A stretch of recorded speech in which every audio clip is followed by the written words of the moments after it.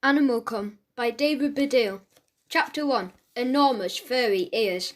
Happy birthday to you. Happy birthday to you. Happy birthday, dear Malcolm. Now this is normally the moment at which the birthday child, whose name is in this case, as you may have worked out, is Malcolm, would blow out the candles on their cake. But the Baileys, that was his full name, Malcolm Bailey, had a family tradition, which was that they also sang Happy Birthday when giving the children their birthday presents. So this song wasn't being sung at a party, and it was not accompanied by a cake. It was just Malcolm's mum and dad, Jackie and Stuart, his grandpa, Theo, his teenage sister, Libby, and his little brother, Bert, on the morning of his 11th birthday, standing in a circle in the living room round a box, covered in wrapping paper, which actually did have printed candles on it. Malcolm waited for the singing to finish. It was a bit of an annoying tradition, to be honest, because what he wanted to do was tear open that wrapping paper, because he knew that inside a box was what he really wanted, a laptop computer.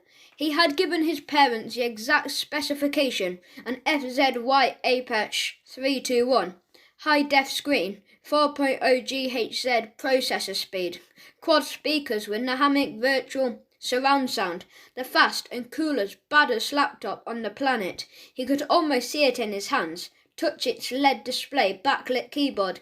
Happy birthday to you. Smiling at his family, Malcolm reached over to pick up his present. Finally, he thought, for he's a jolly good fellow, for he's a jolly good fellow. Malcolm leant back away from the present, still smiling but through gritted teeth. Do they normally do this bit, he thought? For he's a jolly good fellow, and say all of us. Great singing, guys. Good job, thanks, said Malcolm, reaching forward to the present again. And so say all of us, and so say all of us. For he's a jolly good fellow, and so say all of us.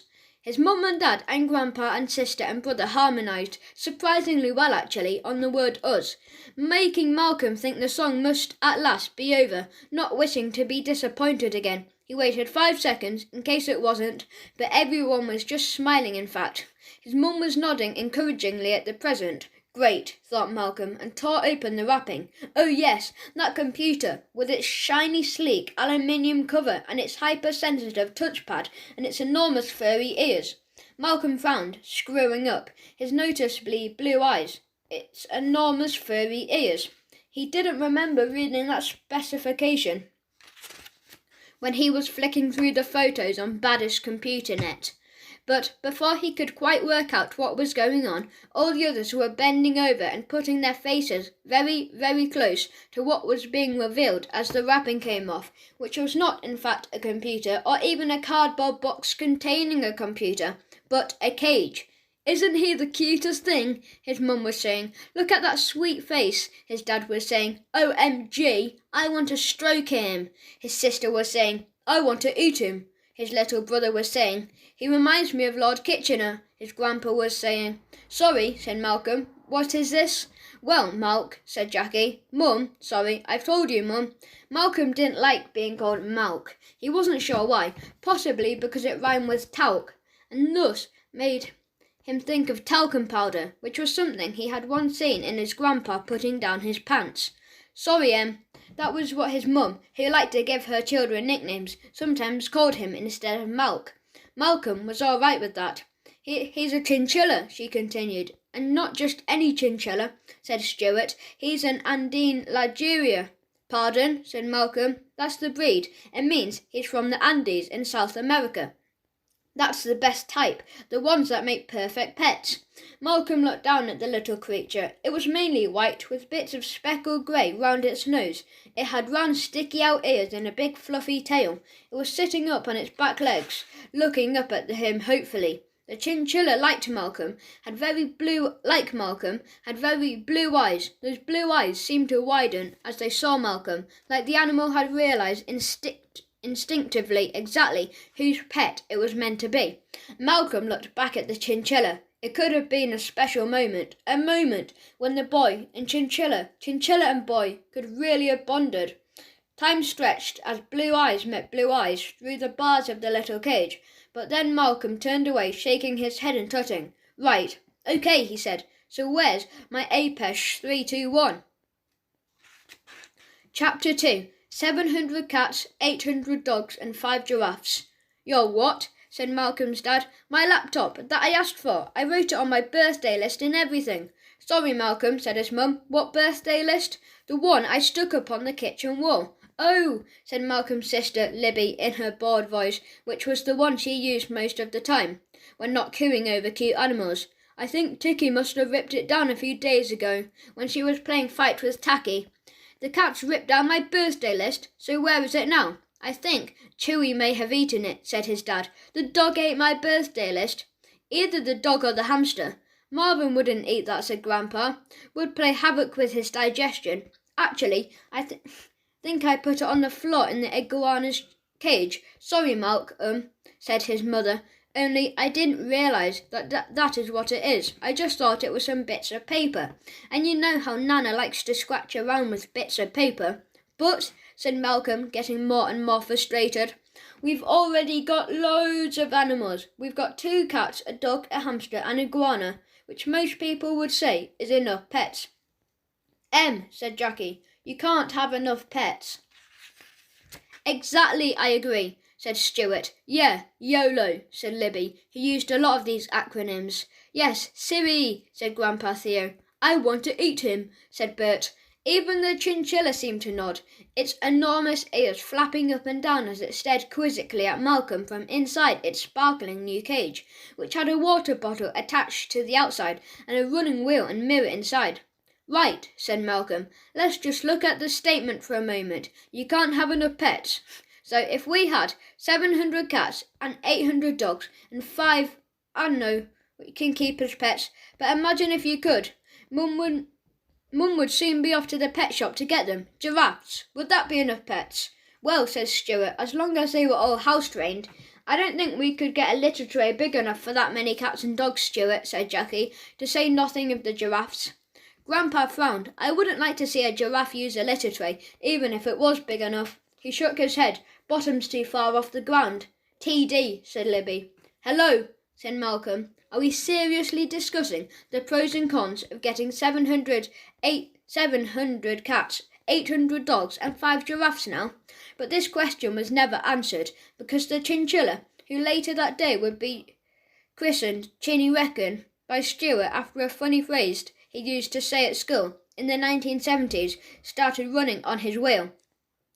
OMGTT, said Libby, crouching down to the cage. That's so cute. Look at his little nose, said Stuart. And his adorable enormous ears, said Jackie. Actually, he doesn't look much like a log kitchenette, said Grandpa Theo. I want to eat him, said Bert. 11-year-old Malcolm watched the chinchilla running in its wheel for a moment. The chinchilla looked back at him, but kept running, almost as if it wanted Malcolm to be impressed. Look, said Jackie, he loves you. Malcolm looked at his family, chuckling and cooing over the pet. A part of him wanted to join them, to be in the group, hug round the cage, but another part of him couldn't. Yes, said Malcolm quietly. Thing is, I don't love him. After the extra emphasis, a bit like the Terminator in one of Malcolm's favourite films does when he says, hasta la vista. He said it again, but in Spanish, a language he had just started at school. Yo no lo amo. As ever, when he tried to tell his family how he felt about animals, no one seemed to hear him, so he sighed and turned away and walked down the hallway towards his bedroom. Passing on his way, the family 2 cats, Ticky and Tacky, their dog Chewy, the hamster Marvin, and the iguana Banana. As it happened, someone in the living room had heard him, someone with enormous ears, someone who could hear words even when they were said quietly, someone who, when Malcolm said, Yo no lo amo, stopped running on his wheel, got off and went and sat in the corner of his cage, facing the wall. Chapter 3. Mini-coloured munch balls. Malcolm lay back on his bed, looking out to the street. He could still faintly hear the sound of his family making cute noises around the cage, now added to by the click, click, click of his sister's phone, which meant that she was taking selfies, pooting with the chinchilla in the background.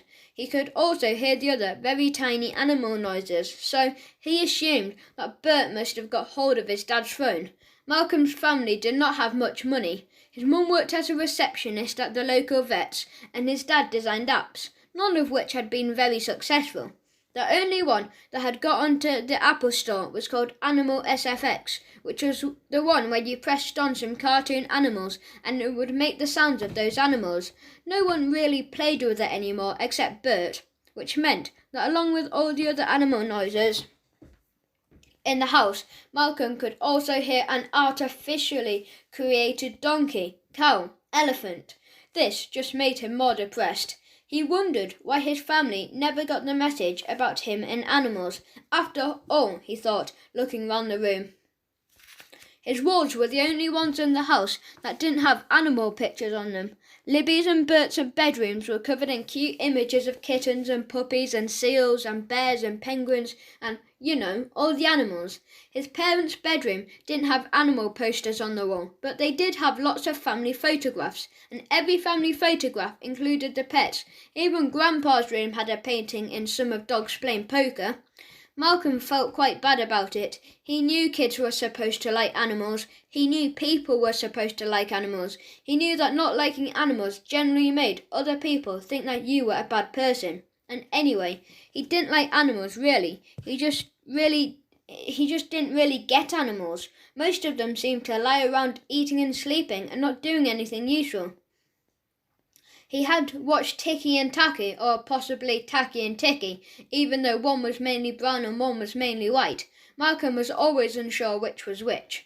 For long periods of time, he had never seen them. For example, read a book or make a cake, design a fantastic computer, or do any of the things he was interested in. Even now, as he looked out the window, he could see some pigeons in the street doing that stupid pigeon thing of hanging around in the middle of the road, waiting until the last moment of a car approaching before flying away. Why did they do that? But because his family so liked animals and had so many animals and went on so much about animals sometimes, like now. He felt like he really did not like animals. He sometimes wondered, in fact, if his mum and dad preferred animals to children, or at least to him, the one child who wasn't obsessed with animals. At those moments, he sometimes felt like he hated animals. He didn't like to admit that, but he knew that some of those moments was true. There was a knock on the door. Malcolm didn't answer. "Malk," came his mum's voice from behind the door. "Mum!" he said. "Sorry, Em. Are you okay? Are you asleep?" "Clearly not," replied Malcolm. "That makes a change," she said. "Can we come in?" said Stuart. "Is the chinchilla with you?" Malcolm heard some whispers, some scuttling, and the sound of the cage door being locked. "No," said Stuart eventually. "OK," said Malcolm. The door opened and his family shuffled in, holding out like pieces of offering, Malcolm's other presents. Malcolm immediately forgiving them for the chinchilla, greedily opened them. They were Caring for a Chinchilla, a guide, chinchilla treats, mini-coloured munch balls for chinchillas, 5 of them, all different colours. Controlling himself quite well at first, Malcolm looked up at these presents and said, "Thanks. No, really, thanks. I really appreciate it.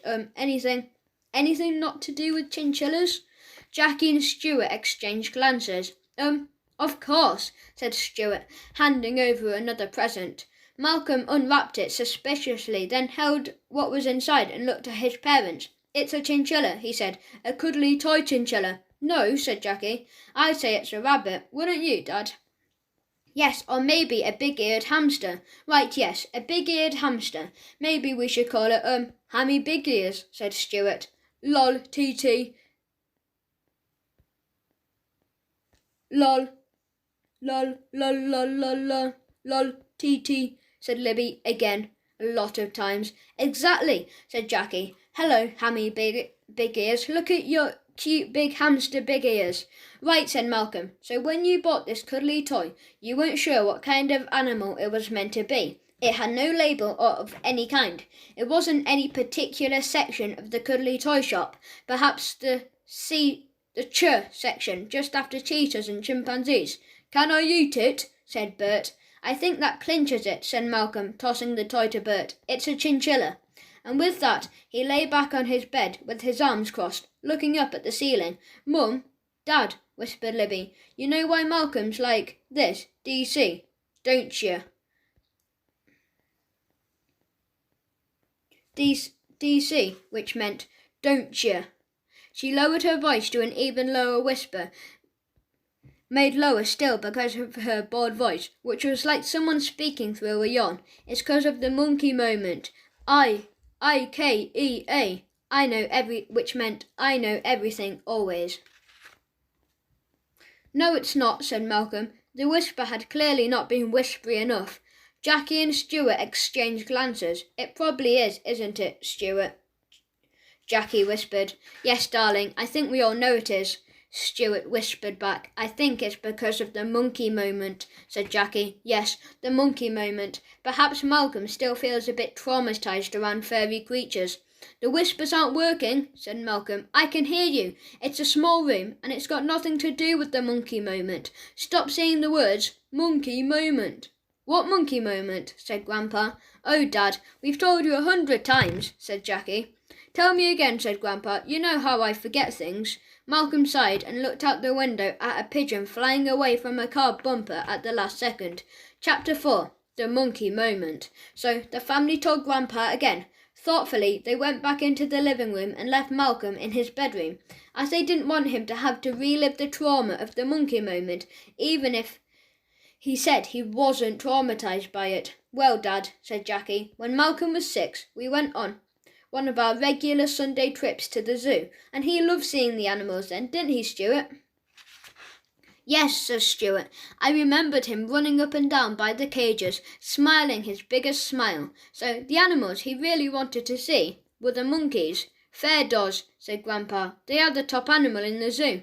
Everyone nodded in agreement, and when we got there, to the monkey house, yes, said Grandpa. He was really excited.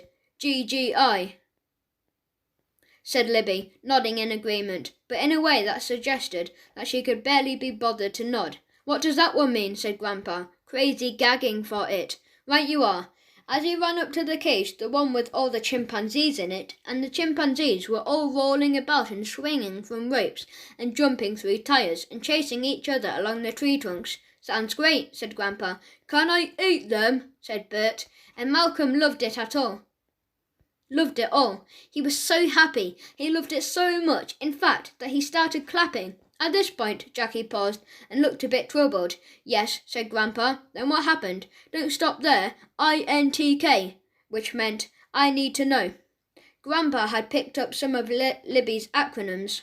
Well, said Jackie, when Malcolm clapped, all the chimpanzees stopped what they were doing, and then one of the bigger ones, the dominant male, I think. Louis, said Stuart, helpfully. That was his name. I remember reading it on the little place card outside the cage. They'd got him from a zoo in Frankfurt. Yes, all right, Louis. For a moment, it looked like Jackie was going to cry. Stuart came over and put his arm around her. Libby yawned. Bert found a piece of fluff on the floor and put it in his mouth. You don't have to continue if you don't want to, darling, said Stuart. No, it's fine. I'll be fine. She took a deep breath. Louis picked up some of his poo from the floor and threw it at Malcolm's face. Grandpa nodded with a very serious expression. Then he nodded some more, making his face even more serious. Then he started laughing. Grandpa, said Stuart. Sorry, but he couldn't carry on the sentence. He started gulping for his breath in between the laughs. The monkey plop splattered on the bars of the cage, said Jackie, but that didn't stop him getting it all over his face. It's not funny. It was awful. Grandpa carried on laughing. Then Stuart started. Then Bert joined in, while also repeatedly pressing the monkey icon on the Animal SFX on Stuart's phone to create the sound of chattering monkey. Even Libby stopped looking bored and started to smile. "Stop it! Why are you all laughing?" said Jackie. And then, all the other chimps joined in. Ah, ha, ha, ha. That was everybody else laughing. LOLT27. "Stop it," said Jackie. They all looked round. 20 chimps, and they all picked up bits of poo and all threw it at the same time at Malcolm. It was like a huge battalion of medieval soldiers catapulting cannonballs at a castle, except it wasn't medieval soldiers, it was monkeys, and it wasn't a castle, it was Malcolm's face, and it wasn't cannonballs, it was That unfortunately was Jackie, joining in with the laughter. "Pooh!" she finally finished. "It was poo," she said again, irrelevantly to be honest. "Monkey droppings, chimp plop, Planet of the Apes poo-poo." That was everyone else, so having a nice time. That was Malcolm. Everyone looked round. Malcolm was standing at the door to the living room with his arms crossed. The rest of the family fell silent for almost 12 seconds. Then they all started laughing again, in that way that people do when they're trying not to. Laughing, bursting out of them like jets of air from an overfull balloon that someone is releasing, then pinching closed, and then releasing it again. It's made worse, that type of laughter, if you're the object of it, because it sounds like the people are laughing, not just laughing at you, but blowing raspberries as well. "Boo! Ha ha ha! Ha ha ha! Boo! Ah ha ha!" went on Malcolm's family. "Chatter, chatter, scream, scream, scream!" went Animal SFX in Bert's hand. Malcolm shook his head, raised his eyes to heaven, and turned to go back to his bedroom. "Hang on, Malcolm," said Stuart. Sorry. We all are sorry, aren't we?" "Yes," said Jackie. "Yes," said Grandpa.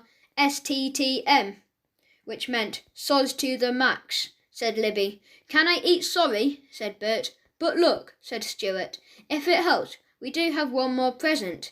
"Is it a chinchilla hat?" said Malcolm, not turning round. "A chinchilla keyring? Tickets to the Chinchilla, the musical?" "No, it's got nothing to do with chinchillas at all." "Nothing?"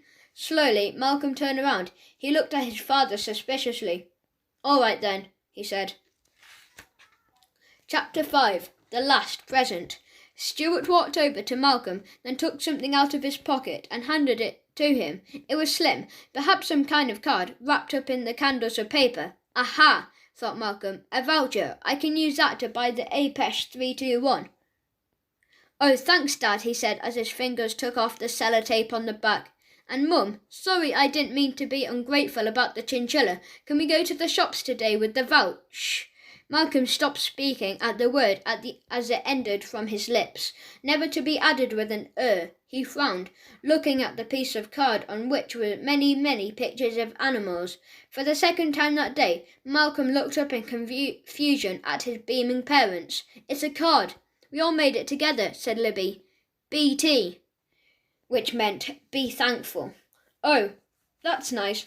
Look inside," said Jackie. "We saved up." Malcolm looked inside. There were more pictures of animals, plus the word happy birthday. There was also a piece of paper folded up. "Ah," he thought, "the voucher. Right." Malcolm unfolded the piece of paper. It wasn't a voucher, it was an invoice from his school. He knew because the words were on it. Bracket, word primary, school were printed on top of it. On the main bit of paper were the words school trip, with a stamp across them that said paid. Malcolm looked up. "Oh, thanks." He meant this, even though it wasn't a voucher that he could use to buy an FZY APESH 321.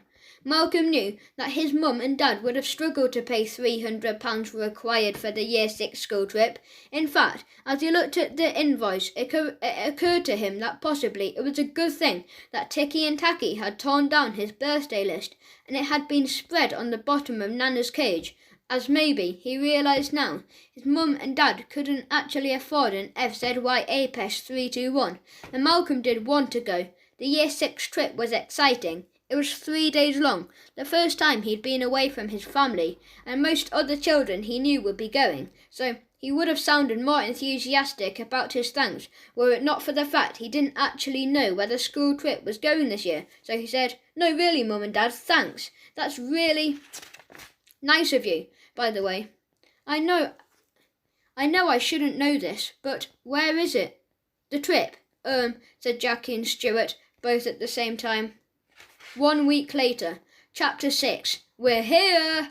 The Bracket Wood primary school coach was having trouble getting down the hill. This might seem unusual, as you wouldn't expect most vehicles as old and as creaky as the Bracket Wood primary school coach to have trouble getting up this particular hill.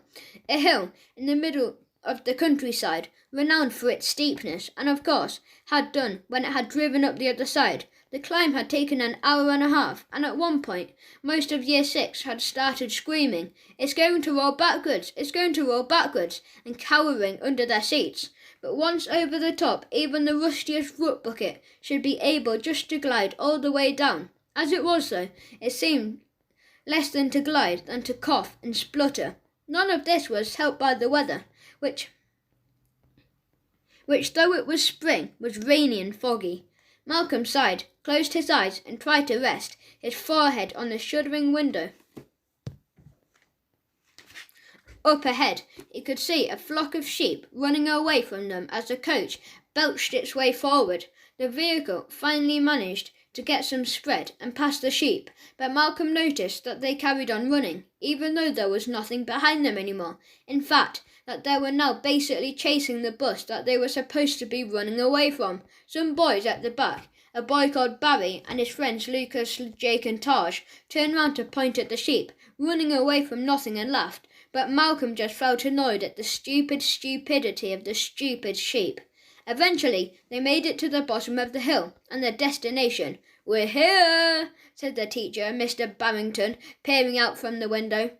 "I think," he said, "I think, partly because his eyesight were not the best. He had very, very thick glasses, and partly because the sign he was looking at was obscured by mist. But, as he said, I think the mist cleared to reveal the words, Orwell Farm. Yes, this is definitely the place," he said. "Drive on, driver, quick, smart. Let's waste no more time getting the children out of the bus, onto the farm, and starting to look at all the animals." "Hooray!" went all the children. Well, all except one.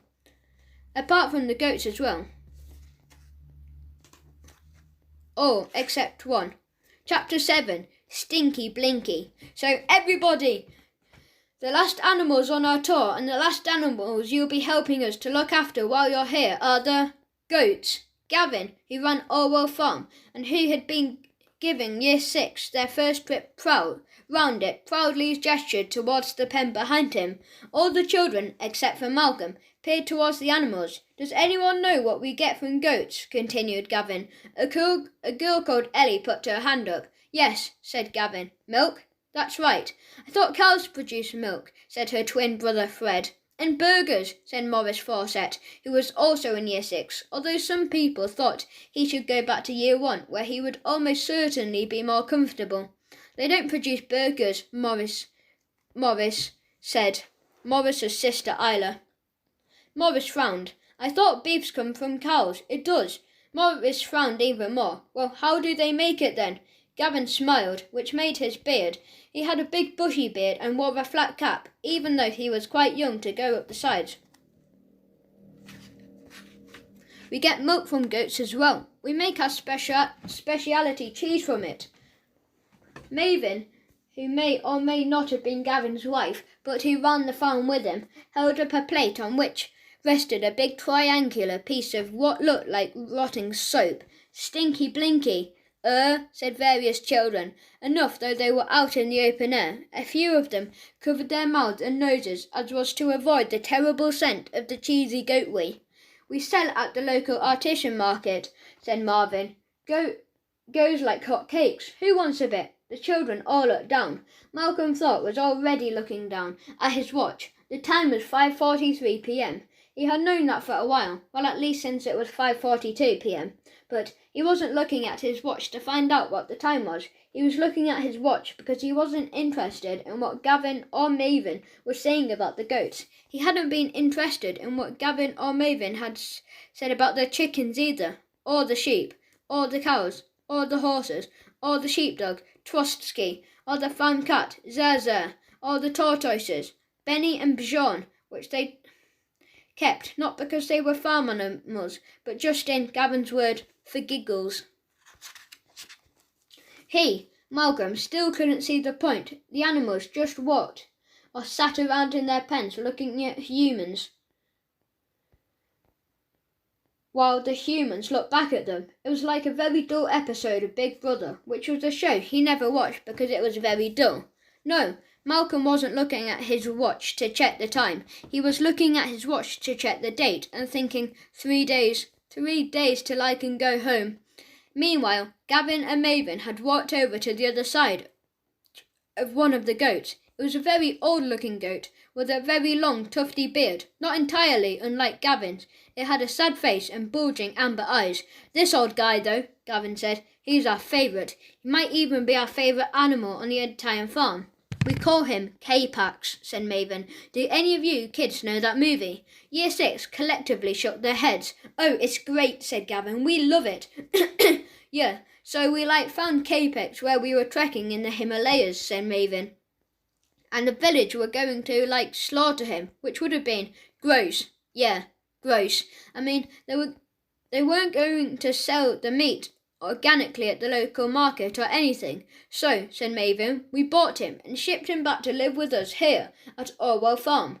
Malcolm raised his eyes from his watch. They felt heavy with boredom. "Anyway," Gavin continued, "because he's so old, he's seen so much of the world, we think K-Pax is really wise and clever. So, if any of you have any questions, any big life issues you'd be wondering about, ask them now." There was a long pause. Year 6 collectively looked back down at the ground, not because Maven was still holding up the stinky blinky, although she was, but because all the children were a bit embarrassed about the idea of asking a goat a question. Malcolm shook his head and imagined it. "Hello, K-Pax. Can you please tell me what life holds for me? Should I follow my dreams of being a great inventor of computer games, or settle for just being someone whose apps never get made like my dad? Sorry, what's that you say? Bah, bah, bah. Oh, you've done a stinky goat wee. Great, thanks." "Right," said Gavin. "First tour over. Everybody back to the farmhouse for—" Malcolm finally looked up. At least there would be nice food, and he was peckish. "Stinky blinky sandwiches," said Maven. Chapter 8. K-Pax. Led by Gavin and Maven, Year 6 shuffled off towards the farmhouse, which was an old thatched building encircled by all the various animal pens. Malcolm, suddenly less peckish, watched them go. He let out a deep sigh. At this moment, 3 days felt very long indeed. "Hey, Malcolm, you coming?" said Barry. "Yeah," said Malcolm, about to join his classmates, when he stopped, because he had a weird sense that someone was watching him. He looked around but couldn't see anyone. He shrugged and tried to think nothing of it. But no, he could feel eyes on him somewhere. Then he realised where. Straight in front of him. The goat, K-Pax, had come over to the edge of the pen and was leaning his head over the small fence. His bulging amber eyes were, it seemed, trained on Malcolm, staring at him. "Stop looking at me like that," said Malcolm, but K-Pax didn't. He kept looking. Well, of course, he's still looking, thought Malcolm. He's an animal, and one of the most boring things about animals is that they don't speak English. So Malcolm tutted and stared right into K-Pax's eyes. "I'll tell you what," he said. "Let's pretend that Gavin and Maven are right, and you, K-Pax, are really, really wise. Then answer me this. Every other kid in the world loves animals. Every other person in the world, it seems, loves animals, but I don't. I'm sorry, I don't mean to offend you, or any of your other furry friends, but I just can't see the point of you." During this speech, K-Pax just carried on listening imperviously, occasionally munching on some munch-up chewed grass. If he was offended, he didn't show it. It has to be said, show it. He continued simply to stare into Malcolm's eyes. Malcolm, even though he knew it was silly, got a strange feeling that the goat was actually staring at him, staring into his soul. He didn't want to feel that. He particularly didn't want to feel that about an animal, who he knew couldn't possibly be doing it, so he made a point of leaning in even closer to K-Pax's snouty white face. "So, K-Pax, my question is, why is that? Why don't I love animals? And more importantly, how, in order to be like everyone else, am I ever going to learn how to love them?" After Malcolm asked this question, K-Pax seemed for a second to shut his eyes. almost as if he was thinking about it, but it was so quick, it may have been a blink, and when he opened them again, his eyes looked bigger and bulgier than ever. It had actually felt quite a relief for Malcolm to finally say this stuff out loud. There were things he very deeply, but most of the time kept to himself. Once it was out, and the goat was just looking back at him, Malcolm thought, "This is stupid. I may as well be talking to a brick wall." Plus, there was quite a strong scent of stinky blinky coming from, well, Malcolm didn't really want to think about where it was coming from, so he started to back away, except he couldn't. It was weird. It was like he was rooted to the spot. The ground was a bit dirty around the pen. Maybe his wellies had sunk into the mud. He made to look down at his feet, but he couldn't do either. He couldn't, in fact, take his eyes away from K-Pax's eyes. It was like he was being hypnotised by a goat. This seemed very unlikely to Malcolm, seeing as, perhaps, the one thing he knew for certain about goats was that none of them had trained in hypnotherapy. But one or two things about the situation really did seem like hypnotism. Other eyes look deep into our eyes, while you look into them. For example, not being able to look away, and this was probably the big one, suddenly feeling very, very slow. Part 2. Chapter 9. Kind of Green.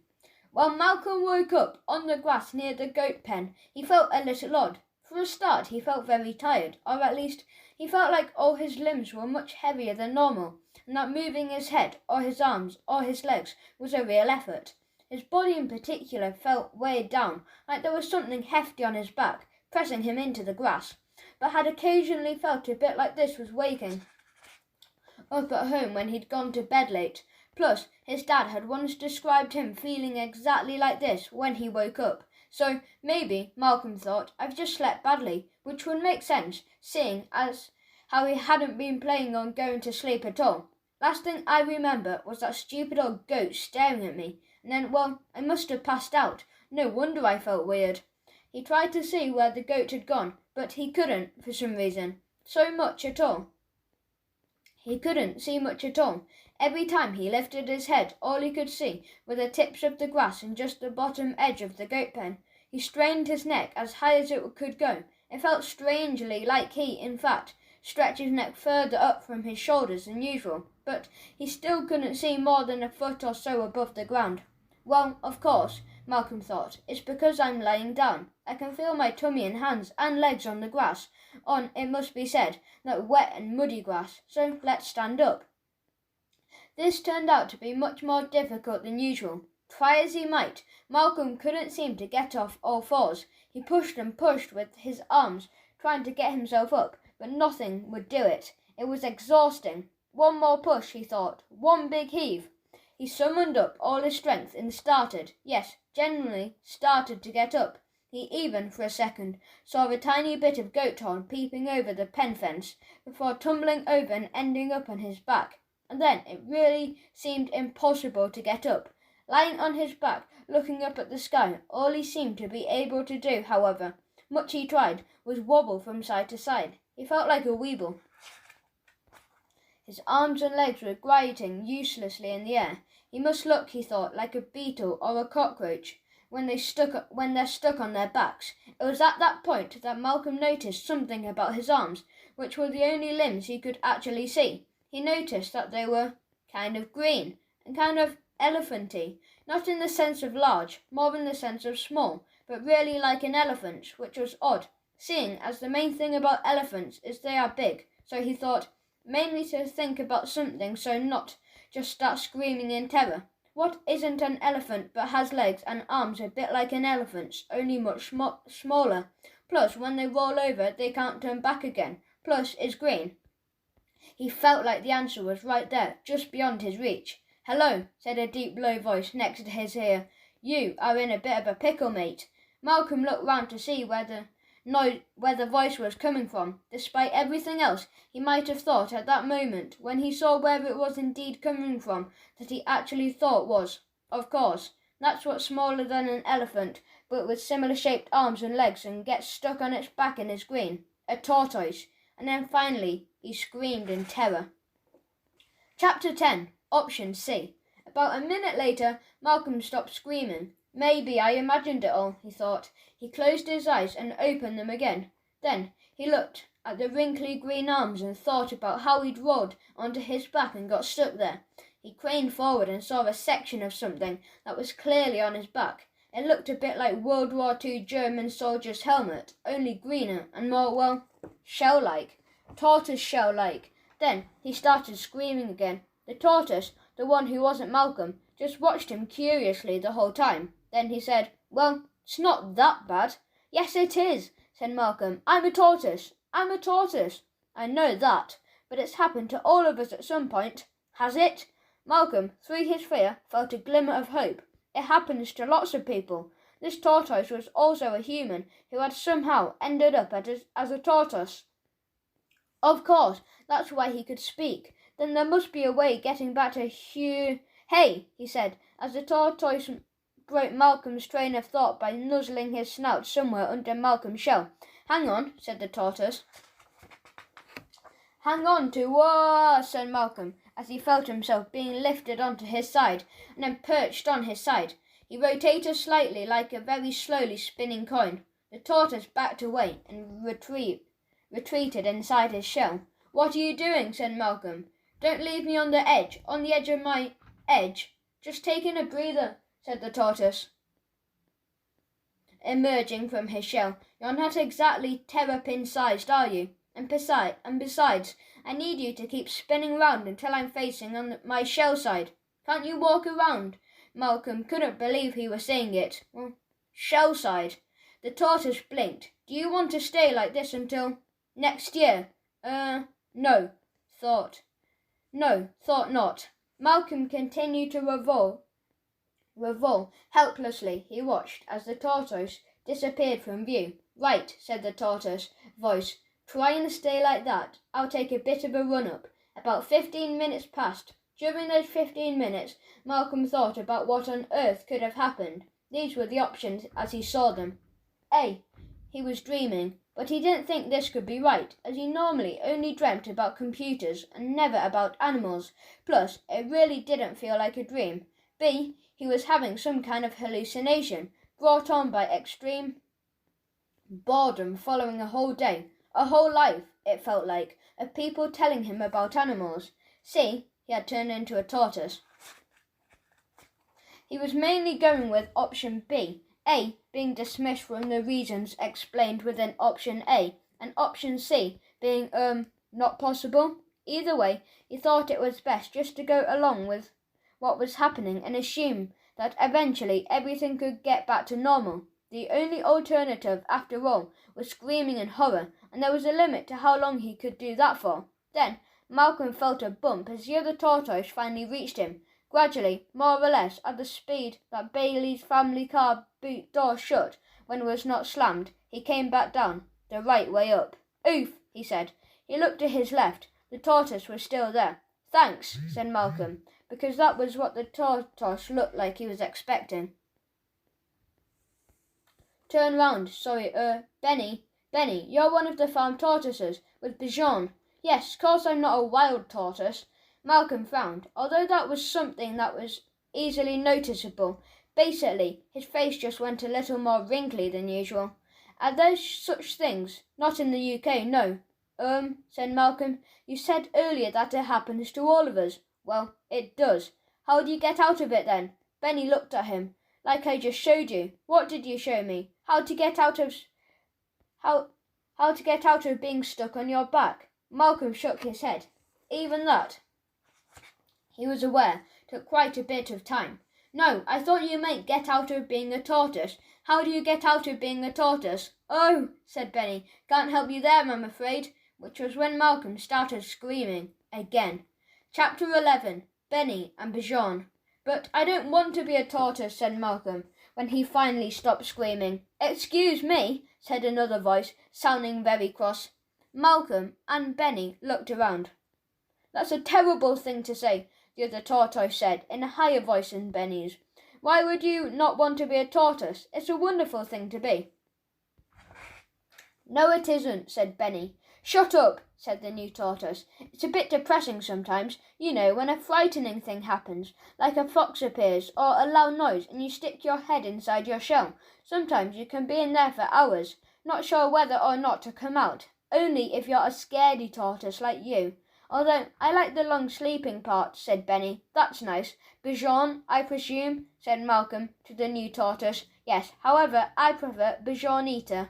Oh, you're like the girl tortoise born in a boy tortoise body. No, I'm just a girl tortoise, and Gavin knew that as well when they named me. So why did they call you Bichon? Bichonita raised her eyes almost as if she had eyebrows. They thought calling the two of us after the two human men in Aber was hilarious. I mean, probably, said Benny. I think if you're going to do that kind of joke, there are other options. Sonny and Chur, said Bichonita. It's obvious. You could have been Sonny, and I could have been Chur. Sorry, who? Sonny and, you mean you've never heard of? Oh, well, they were a singing duo in the 1960s. Married, well, for a bit. She was a hippie, and he was. How do you know all this stuff? Said Malcolm, interrupting what looked like it was going to be a fairly long description of the career of Sonny and Chur. Bichonita and Benny looked at each other. Well, said Benny, we are 150 years old. Speak for yourself, said Bichonita. I'm not a day over 148. No, I mean, said Malcolm. How? Wait, really? You're really 148 years old? Are you saying I'm lying? Said Bichonita, looking hurt. No, said Malcolm. Well, to be fair, Bichonita, you are, said Benny. So I'm 149, she said. So sue me. No, what I meant was, how do you know about human stuff? Oh, said Benny. Humans. They think animals can't understand what they're talking about.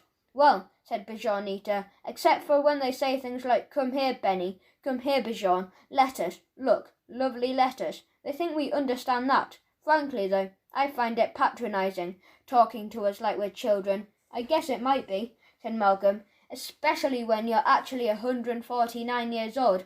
148? You already admitted your age, whispered Benny. Oh, yes, said Bichonita. Anyway, said Malcolm, so you're telling me you've never been humans? And so, you don't know any way for me to get back to being a human? Benny and Bichonita looked at each other. Sorry? What, that very slowly past me again? Said Benny, turning back to Malcolm. Malcolm frowned. Don't you mean run that past me again? Benny looked at him. I'm a tortoise. Oh, I see, said Malcolm. Well, that's what I've been trying to tell you. I'm not a tortoise. Benny and Bichonita stared at him, his green skin and bald head and little elephanty limbs, and large, hard shell. Are you sure about that? Said Bichonita. Yes, I'm a boy, a human boy. My name is Malcolm. Really? Benny and Bichonita seemed to suppress laughter. They shook a little inside their shells. Are you laughing? No, you're shaking inside your shells. That's a tortoise thing. You'll get used to it, said Bichonita. Malcolm, no, you are laughing. It's a bit hard to tell, because your tortoise faces don't really smile. But you are. All right, we are, said Bichonita.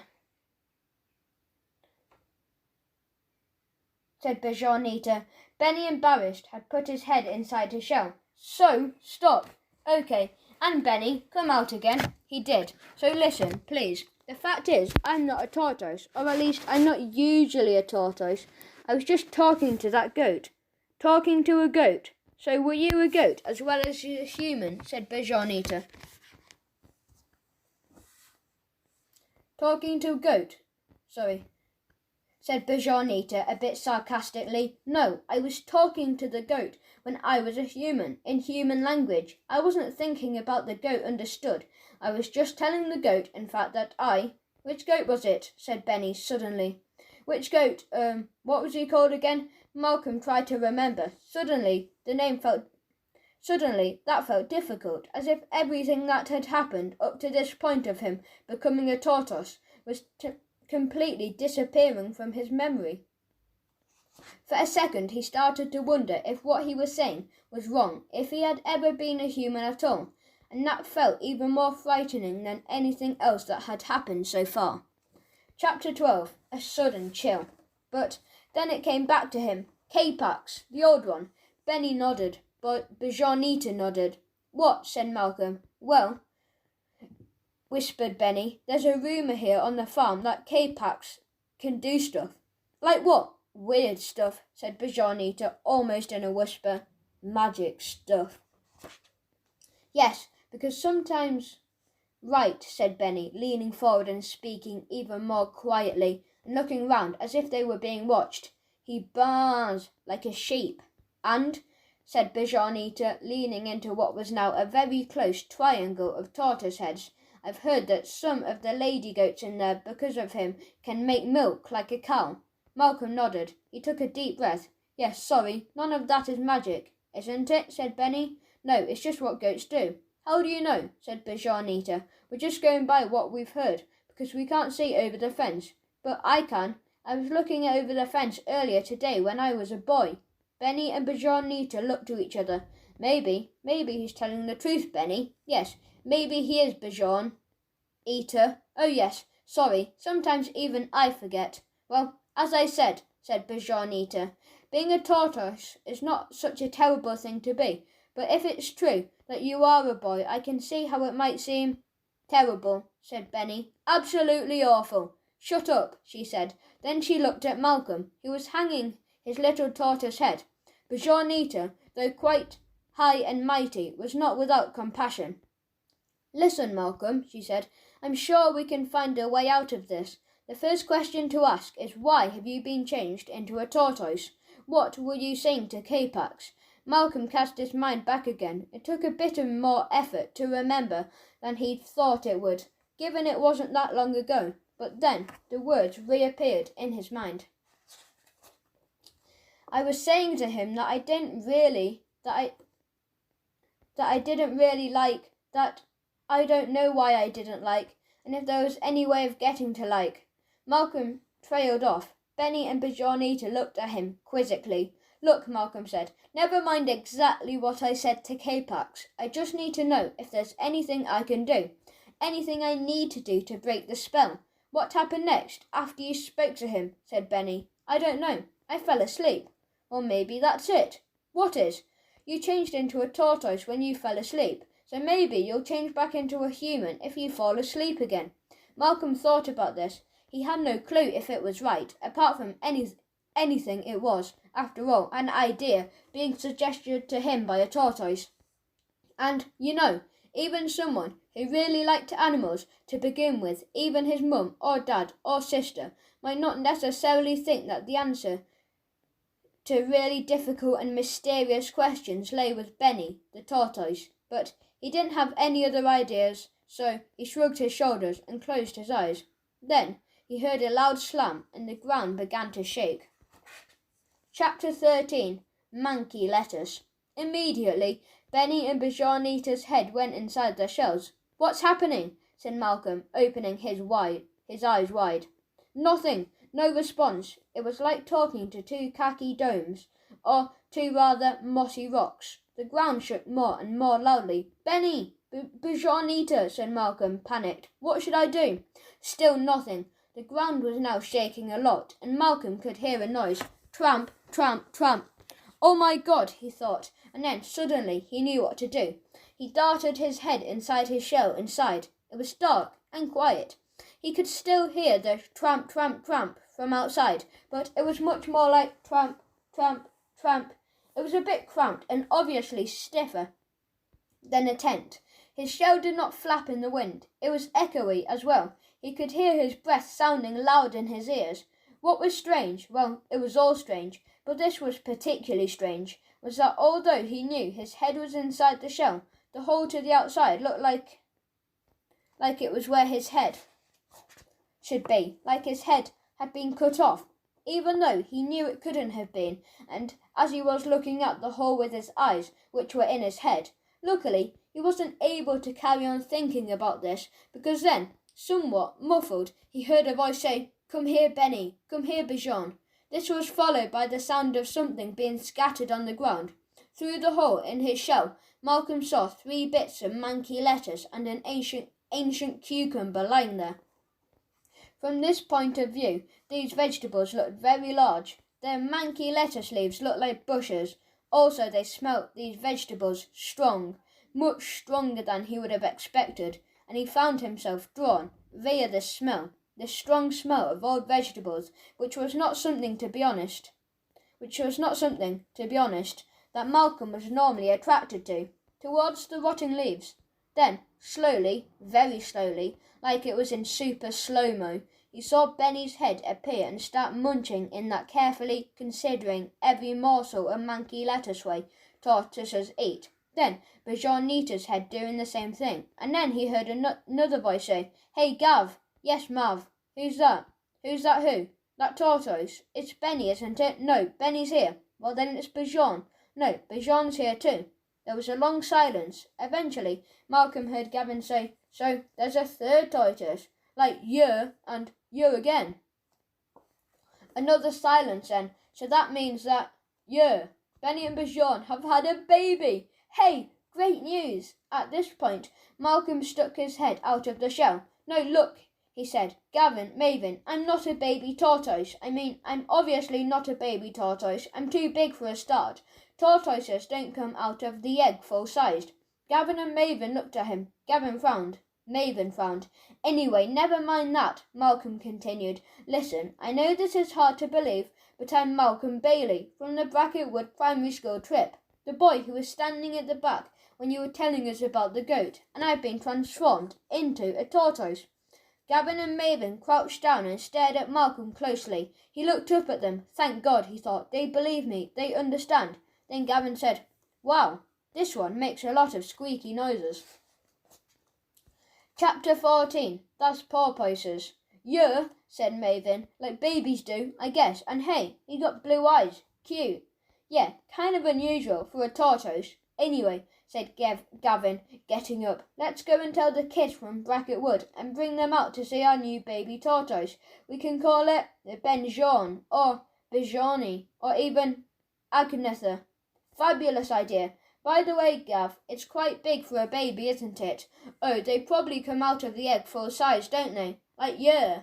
Malcolm heard their voices diminish through the hole in his shell. He could see their feet rushing away, tramping down the grass as they went. "We can understand them," came a quieter voice from behind him, "but they can't understand us." "Monkey lettuce?"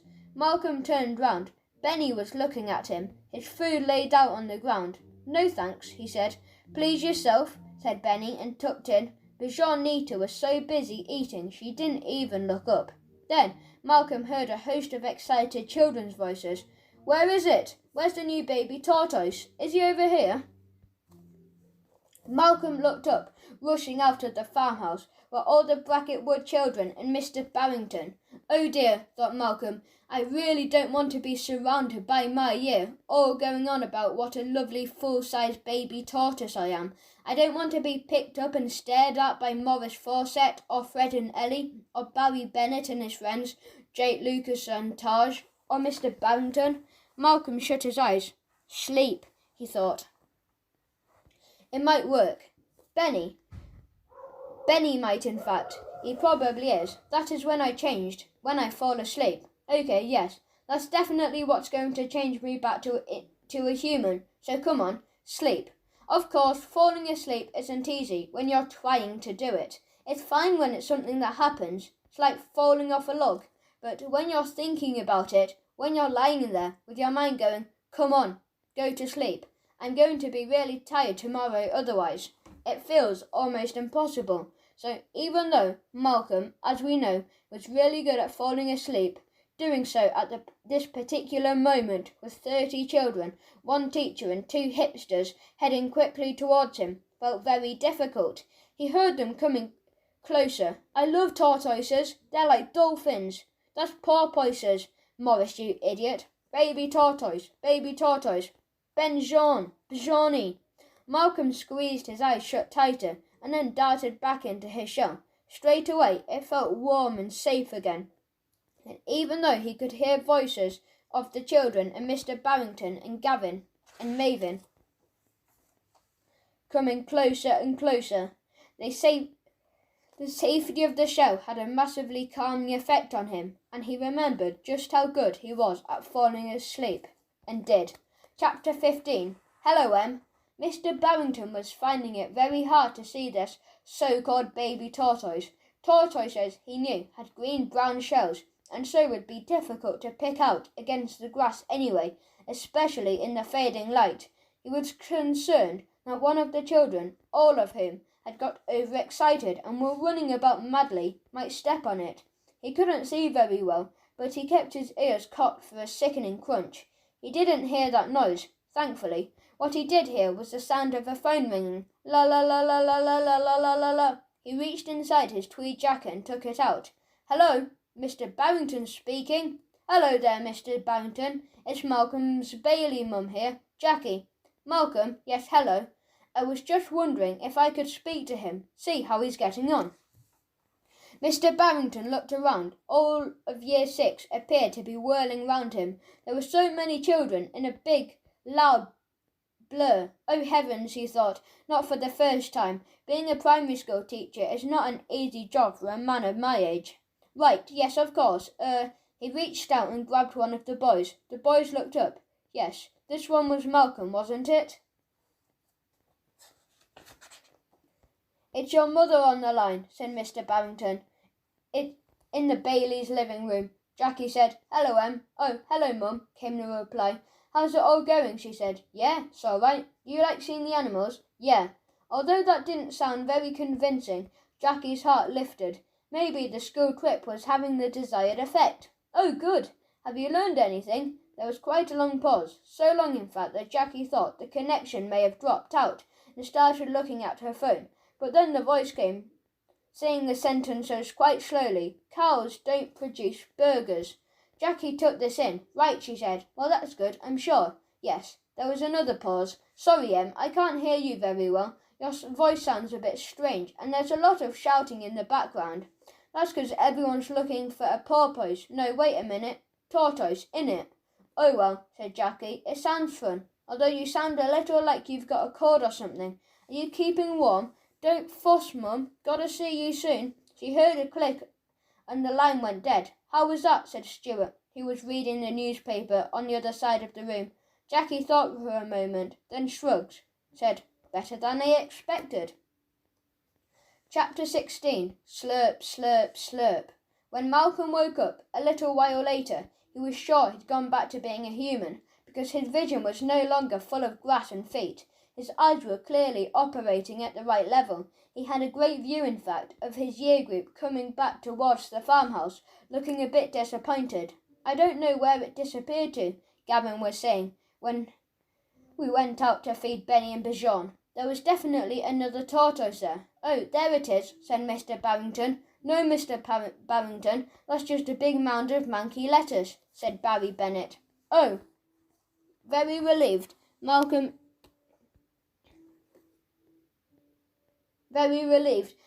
assumed they'd spot him in a minute and ask him where he'd been. Wait till I tell them, he thought, although they probably won't believe me. But strangely, all the children from his year, and Gavin and Maven, and Mr. Barrington, just ignored him. They got closer and closer, without seeming to notice him at all. Then weirdly, they seemed to pass underneath him. At which point, Malcolm realised his eyes were actually operating at the right level. He was higher up than everyone else. He was in fact on the farmhouse roof. Before he had a chance to consider how he might have got up there, he heard someone scream, Get off my roof! This was followed by a searing pain across his back. Malcolm jumped, much higher than he was expecting. As he reached the top of his jump, he looked down, looking up at him, teeth bared, fur standing up. Was this the farm cat, Zaza? This was all very confusing. Why was he on the roof? Now he had jumped so high. Why was the farm cat so angry with him? Well, there was one obvious answer, which did occur to Malcolm, although he preferred not to think about it. But that was quite difficult, seeing as the other thing that was cluing him in what had happened was that his hands and feet, which he could see whirling around beneath him, were back, furry and clawed. At least it meant that he landed gracefully. I said, Get off my roof. This is my roof. My farm. No other cats allowed. Calm down, said Malcolm. I'm not a cat. What? I'm not a cat. Zaza looked at him. She looked and looked. Her eyes seemed to bore him. Then, very suddenly, she looked away and started washing herself. Malcolm watched her, confused. "So, you believe me," said Malcolm. "We're good, of course." I slurp, slurp. "Don't slurp, believe you. I just noticed a speck of slurp dirt on my shoulder." "Right. So even though you're really angry, you thought you'd just stop the fight for a second to have a wash." Zaza stopped licking herself and looked at him. "Yes, that's what we cats do. Don't pretend you don't." "I don't, because I'm not a..." Unfortunately, just at that point, Malcolm spotted a tiny bit of matted fur on the side of his left front paw, and found himself physically unable, not to bring his mouth towards it. It was like his tongue and teeth were made of iron, and a bit of molted fur was a magnet. Slurp, slurp, cat. "Oh, right," said Zaza. I see perfectly. I'm slurp, slurp." Malcolm drew back his now slightly moist paw and wiped it 2 or 3 times down the side of his face. "Not." Zaza clearly didn't believe Malcolm. I say clearly because she jumped on him, biting and scratching. "Do you think I'm stupid? Do you?" She screamed at him. She was dragging his body round as she said, in order to batter her back legs and face. "No, ow! Although you are purring while you're fighting, which seems a bit stupid. Cats do that sometimes." "Oh, right. Ow! Don't pretend you didn't know." "Okay, I did know. Aha! Batter, batter, batter, batter, batter, batter," went her back legs on his face. "Ow, ow, ow, ow, ow! But I only know because I've heard our cats do it at home when I was a human. This is the worst lying excuse for encouraging into other cats' territory I've ever heard. You can ask the tortoises, Benny and Bijonita." This did actually make Zaza stop battering him for a second. She rolled away disdainfully. She stared at him slightly more quizzically than before, although still like she might jump on him at any moment or start washing, which was in fact she did. Slurp, slurp. "So yes," said Malcolm, "you can see." "Ask the Shh," she said, her voice muffled by fur. "I'm thinking." Slurp, slurp, slurp. Malcolm breathed heavily. He looked down at his feet, which were not feet, really. They were paws. He noticed his claws were sharp. It occurred to him that he might, in fact, have been able to fight Zaza off. "Okay," said Zaza, stopping washing as suddenly as she'd started. "Something weird is going on here, because only animals from this farm know about the transgender tortoise." "She's not transgender. She's just a she who Gavin called Bijon. She prefers Bijonita." "Whatever. How do you know that?" Malcolm sighed. What he was about to say seemed even less believable that he was actually a human. "Because I was a tortoise just now, before I was a cat. I was speaking to the goat and..." "Oh, this is ridiculous," said Zaza. "I know," said Malcolm, "but ask the tortoise." "I can't," said Zaza. "Why not? They're just over here," said Malcolm. In the middle distance, you could see Benny and Bijonita like little tanks circling the last pieces of monkey lettuce. "I don't speak tortoise." Oh, this hadn't occurred to Malcolm. He'd assumed all animals could speak all the other animals' languages. He, it seemed, could speak tortoise and cat, although maybe he could only speak tortoise when he was a tortoise and cat when he was a cat. There was a lot to learn about being an animal. "So," said Malcolm, "how do you know about Bijon wanting to be called Bijonita if you don't speak tortoise?" "I speak a bit of dog." "Right." Malcolm looked at Zaza for a while. She looked back at him blankly. "No, I don't understand how that helps," Malcolm said eventually. Zaza seemed to shake her head and touch, although she may have just been getting rid of a flea.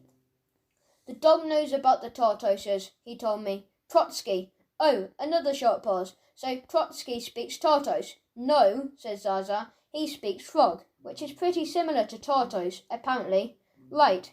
When he speaks it, when the dog speaks frog," said Malcolm, thinking, "how am I saying these things? How can this actually be happening?" "Yes, it's kind of croak. I can't make it out at all. He just seems to be saying sausages over and over again. Anyway, I'll ask him." "Ask him what?" But before she could answer that, Zaza, in 3 graceful leaps, had bounded down from the roof and was on the ground. Chapter 17. Catamani's Story. Malcolm watched from above, not sure whether to follow Zaza, turned round and faced the doorway of the farm. "Trotsky, Trotsky, come here immediately," she cried. Within seconds, the farm sheepdog had appeared. "Woof, woof, woof, woof, woof." "Oh," thought Malcolm, "clearly I don't understand dog. Yes, yes, whatever." "Oi," said Zaza, looking up at him. "What's your name?" "Malcolm." "What kind of name for a cat is that?" "It's not a name for a cat, it's a name for a human. Cats aren't called things like that." You say that, but I once heard the humans talking about a cat called, get this, Dr. Zeus. That's a cat who's a doctor, not even a vet." Malcolm sighed. "That's the name of the author, not the cat." "What's an author?" said Zaza. "It's never mind. Anyway, the cat in the hat isn't a real cat," he said. Zaza frowned. "Course it is. I saw a picture. Furry whiskers, tail, the lot. The big long hat didn't trouble you at all?" "Nope. I assumed he was cold. Anyway, Malk. Don't call me Malk. I'm calling you what I like, Malk. Come down here." Malcolm looked down, directly down. The ground suddenly seemed a long way off. He looked back to Zaza. Trotsky the dog was with her, looking up at him, his tongue hanging unexpectedly out of his mouth. "How do I do that?" "Tss, you're a cat. Now I've told you, look, even if your Catamani story about being a boy really is true, and I have to admit, I haven't seen a cat with eyes that blue before, you're definitely rocking a cat's body right now, so I'm pretty sure that a hop onto the guttering, a shimmy down to the window, and a leap from there is going to be no problem." Malcolm looked down again. It really looked high.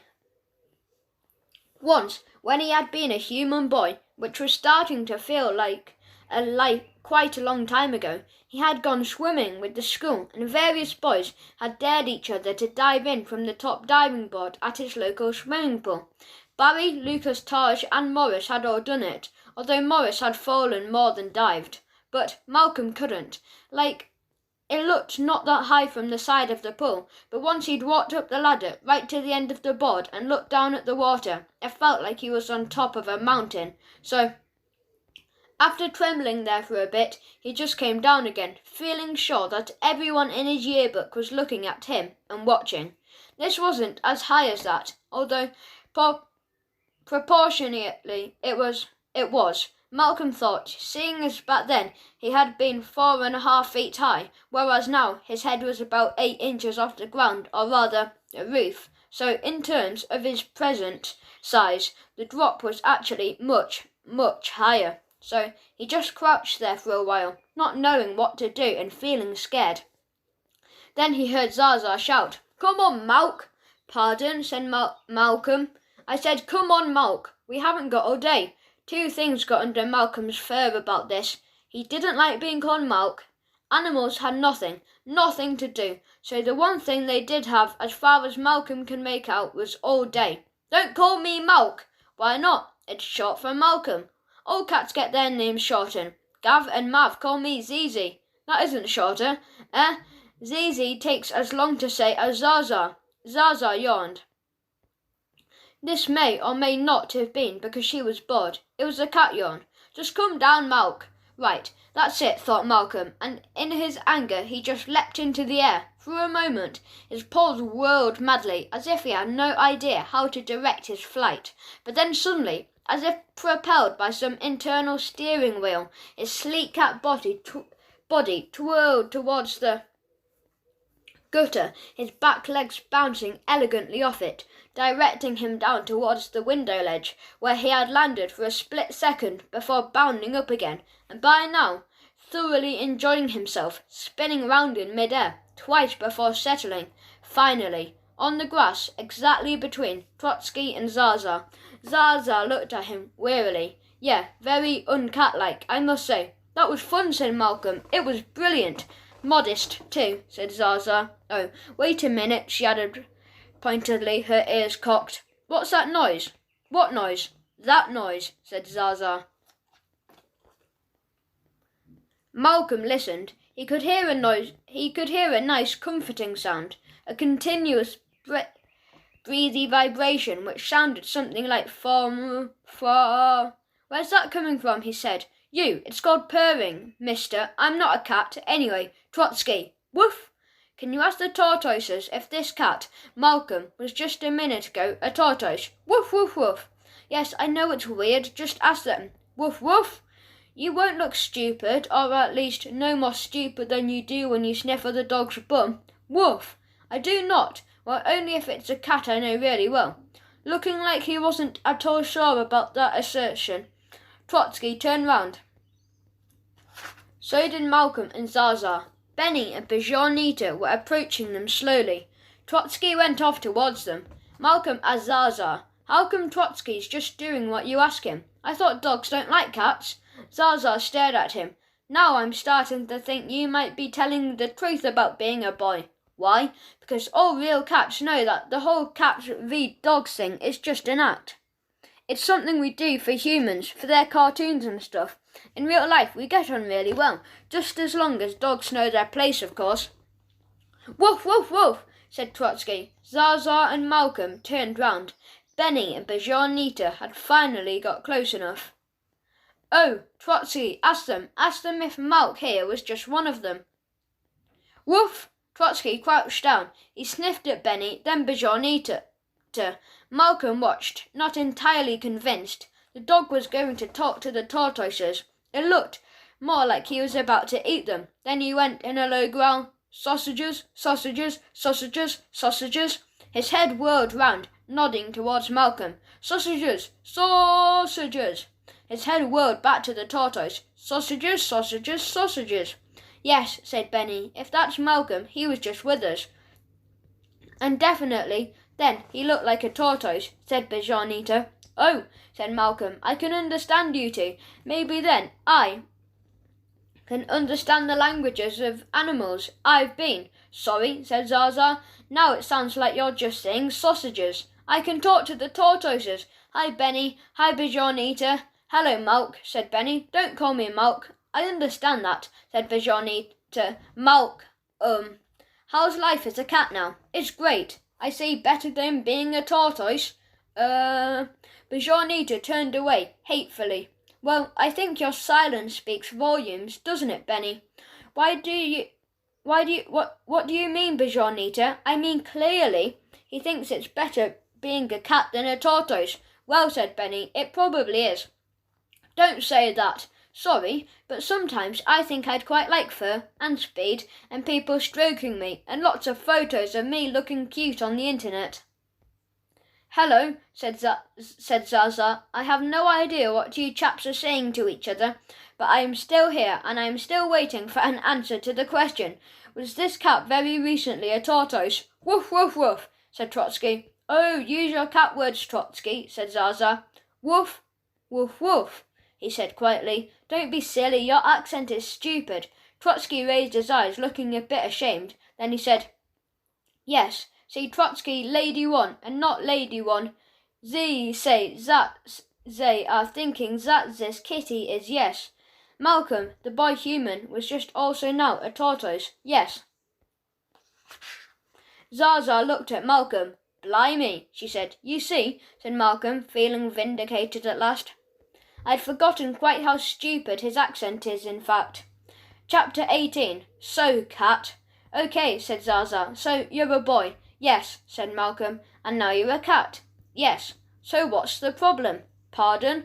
Zaza scratched her ear with her back foot, quite hard, like she was banging her head against her toes. Then she said, Well, that's an improvement, isn't it?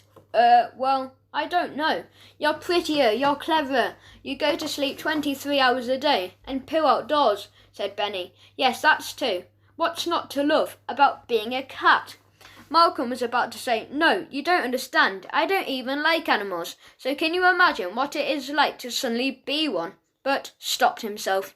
Now, not just because that might have sounded rude, but because for a minute, for a second, he thought she might actually have a point. He felt how taut and streamlined his body was. He remembered that jump down from the roof. He realised that he was, in a way, having fun. So instead he said, Well, not everything's great about being a cat. Name one thing that isn't, said Zaza.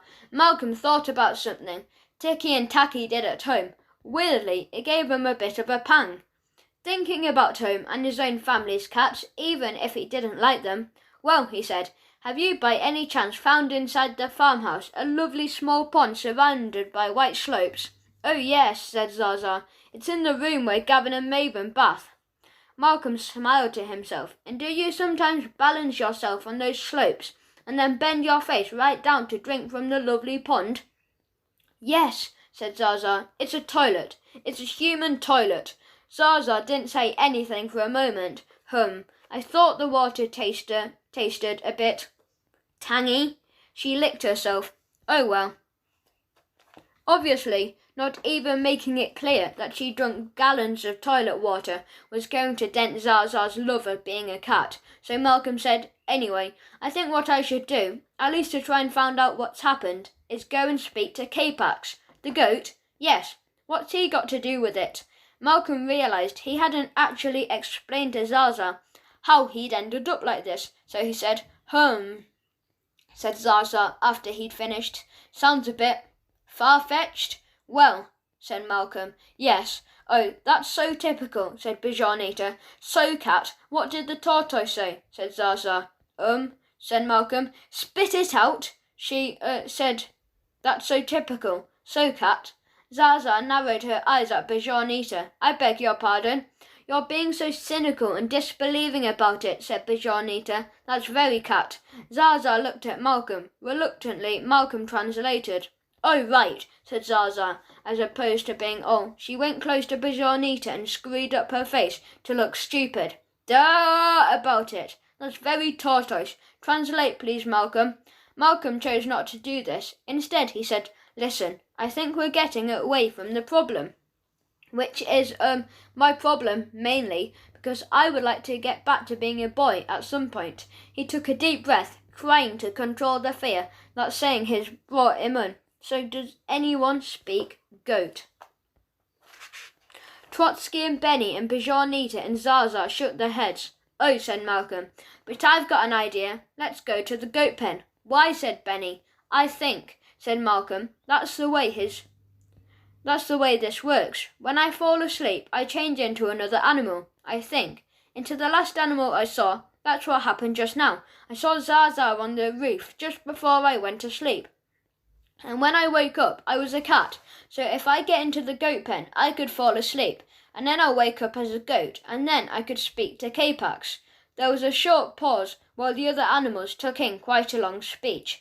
Then Bajanita said, Splendid idea. Good one, said Benny. Me, think it sounds good, said Trotsky. Yes, good. Okay, said Zaza. Let's go. Yeah, said Benny. Let's go. What did he say? Said Zaza as she ran off, followed closely by Trotsky and Malcolm. Never mind, said Malcolm, looking back at Benny and Bajanita, already a long way behind. Chapter 19. Hey Boy. When they got to the goat pen, Zaza jumped gracefully up and sat on the edge of the fence. Malcolm followed her. It was easy to land there. It was amazing. Trotsky made more of a meal of it, scrambling up with his tongue hanging out, and then he wasn't able to perch on the fence, so just fell off onto the earth on the other side, which made most of the goats back away. Malcolm looked at Trotsky and felt superior, which was odd. When he was a boy, he wouldn't have felt that a cat was better than a dog or any other animal.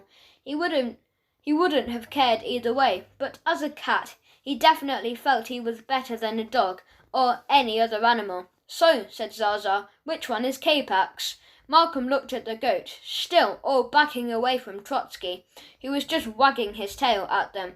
Then, behind all the others, he saw those eyes, those amber, staring eyes. That one, he said, the really old-looking one at the back. Okay, we'll go to sleep. Right, just like that. Well, if you're right, you turn into a goat. Then you can talk to K-Pax. Yes, said Malcolm, was suddenly a bit frightened about this. He had felt, at some level, quite at home with being a cat. Being a goat, that seemed more alien. Then again, he had already been a tortoise, so he jumped down into the pen. The ground was muddy, covered in hay and straw. The goats were all staring at him. It didn't feel like the easiest place to sleep, even if he was a cat, the best animal at sleeping in the world. But then Trotsky came over and said, "Perhaps this will help."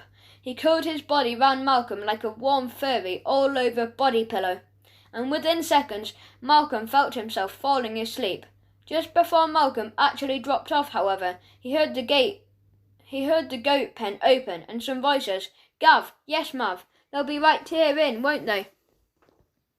They'll be in a place all ready for the show tomorrow morning." "Yeah. Oh, look, here's Trotsky, cuddling some cat. Who is that cat?" "Don't know. Looks really like Zaza, but she's back at the farmhouse eating." "Hey, Trot, hey boy, what have you been? We needed you to help herd all the shh." But by then, Malcolm was asleep. Chapter 20. The Dollies. Wake up, everybody. It's time to wake up. How many times do I have to say it? Wakey, wakey. Malcolm did as he was told. He woke up. The person speaking was shouting very, very loudly, repeatedly in front of him, and also a cockerel. Said Malcolm, blinking. "How come I can speak cockerel?" "Every animal speaks cockerel. We all have to, because we all have to know what time to get up. It's vital." The cockerel stuck his face closer to Malcolm's. "Wake up!" Malcolm looked at the cockerel. He was puffing his chest and shaking his weird gibbly under chin bits, and his red punk washing up glove hair dough, with the effort of telling Malcolm to wake up. "I'm aware," said Malcolm, deadpan. The cockerel looked at him suspiciously. Okay," he said, and turned away. "Wake up! No one else is here. It's asleep," said a voice. "Certainly not any more," said another voice. "Good! Wake up!" Malcolm looked up at the sky. It was a new day, a nice day. The sun was shining, and the sky, visible above the fence of the goat pen, was blue. He felt refreshed by his sleep, and the plan had clearly worked. He looked down at his feet, which were hooved. He scratched his head on the floor and could feel that he had little horns, and the smell rising from him was very stinky blinky. He looked around for K-Pax. He was still there, in the same place, behind a couple of other goats. Great, thought Malcolm. I can get him to reverse the spell, and then I'll be a boy again. Malcolm trotted over towards that area of the pen. He wondered how to approach this. At first, he thought perhaps he would just speak to K-Pax gently, in order to coax out him in the way to being a human. But as the other goats parted, and he got closer and closer, he became angrier. If indeed this whole thing was K-Pax's doing, what right did the old goat have to change him into a variety of different animals? It wasn't fair to inflict that on someone else, just because Malcolm had said he didn't like animals, never mind being gentle. Malcolm was going to tell him off. As his grandpa liked to say, he was going to give him what for. Finally, he had his goat in his sights. K-Pax was right in front of him. Malcolm saw, once again, the staring amber eyes that he had. It was sure now, caused this whole animal thing. Malcolm opened his mouth and said loudly, "Ba, ba, ba, ba, ba, ba, ba." Then a short pause, and then, "Ba." Malcolm thought he was saying, "Oh, look here, K-Pax, or whatever your name is. What do you think you're doing, turning boys into animals? Eh? But if you'd been a human and there at the time, you'd definitely have heard ba ba ba ba ba ba ba, and then ba," which might explain why K-Pax just stared at him, and also why Malcolm was suddenly surrounded by 3 sheep. "Hello, hello, hello," they said. "Sorry, what's going on?" said Malcolm. "That's what we were wondering," said the first one. "Why are you shouting at the goat? He doesn't understand sheep." "He doesn't, not sheep," said the second one. "Not a word of sheep. Ba, ba, ba is all he hears," said the third one. Malcolm shut his eyes and took a deep breath. "So you're telling me that I'm a sheep?" he said, with his eyes closed. "Yes," they all said together. "What's your name?" said sheep 1. Malcolm opened his eyes. Malcolm, what's yours?" Dolly, replied Sheep 1. I'm also Dolly. I'm Dolly too. Right, sorry, I thought this was the goat pen. It is, said Dolly, but our field's being dug up, so Gavin and Maven put us in here for the night. When they led you in here, did you notice a sleeping cat? Not Zaza, another one. No. Yes. Dolly 1 and Dolly 2 looked at Dolly 3. That's odd, said Dolly 1. Yes, said Dolly 2. We always agree with each other usually. Yes, replied Dolly 1, I agree with you, and you agree with me, and we agree with her. Yes, said Dolly 3, I agree with you. I do normally agree with you. Agreed, said Dolly 1, 2 and 3. Malcolm closed his eyes again. He thought he could feel a headache coming on. He tried to rub his head with his hands, but then he remembered that he didn't have a hand, he had a hoof, and that it was very difficult for sheep to raise a single hoof to its head for a rub. So, said Dolly 3, I know this is weird. Weird, said Dolly 2. Yes, weird, said Dolly 1. But even though you two didn't see the cat, I did. This seemed to completely stump Dolly 1, Dolly 2, even in fact Dolly 3. He was saying so she added. Maybe I imagined it. Yes, I agree, said Dolly 1. So do I, said Dolly 2. And me, said Dolly 3, sounding very relieved. Anyway, said Malcolm, do any of you speak goat? They all shook their heads. Isn't it very similar to sheep, said Malcolm. I mean, it sounds quite similar, like, I don't know. A very faint memory came back to him of something they had learned in school. Spanish and Italian? No, said Dolly 1. We bark. Goats bray. Bark, said Dolly 2. Not bray, said Dolly 3. Right, said Malcolm. Got it. Thanks. But can't we try, though? No, don't think so. Not possible, said the 3 sheep. Thought Malcolm, suddenly having an idea. Really, he said, even though I'd like to do it. And I am a sheep, and sheep always agree with each other. The dollies looked at each other. Okay, they said in unison. Chapter 21. Goaty McGoatface. So, the 4 sheep began to trot over together to comfort Capeax, who seemed to be waiting for them in exactly the same place as before. Suddenly the way the old goat was blocked by a ring of other goats who surrounded him like armed guards. Stop, sheep, said one of the goats in a very big important voice. Go no further. Oh, goat and sheep is quite similar then, said Dolly 1. Yes, more similar than I realised, said Dolly 2. Almost exactly the same, said Dolly 3. Hello, said Malcolm. What is your name? Goaty McGoatface, said the goat. Really, said Malcolm. Yes, it is apparently a very dignified and proper name for a goat, according to Gavin and Maven. Malcolm did his best not to laugh, which actually wasn't that difficult, as sheep can't. What is your purpose with Capeax? Said Goaty McGoatface, in an even bigger and more important voice. I just want to know why he changed me into an animal, said Malcolm. The circle of goats closed tighter round Capeax, muttering to each other in small noises that Malcolm couldn't understand, possibly because they were speaking in a goaty dialect that wasn't very sheepy. Then Goaty McGoatface said, big, important, etc. Capeax does not speak. Yes, I do, said a voice from inside the circle of goats. It was an old man's voice, a little bit like Grandpa Theo's, only with a bit of goatee vibrato on it. What was that? Said Malcolm. Nothing, said Goaty McGoatface. Nothing,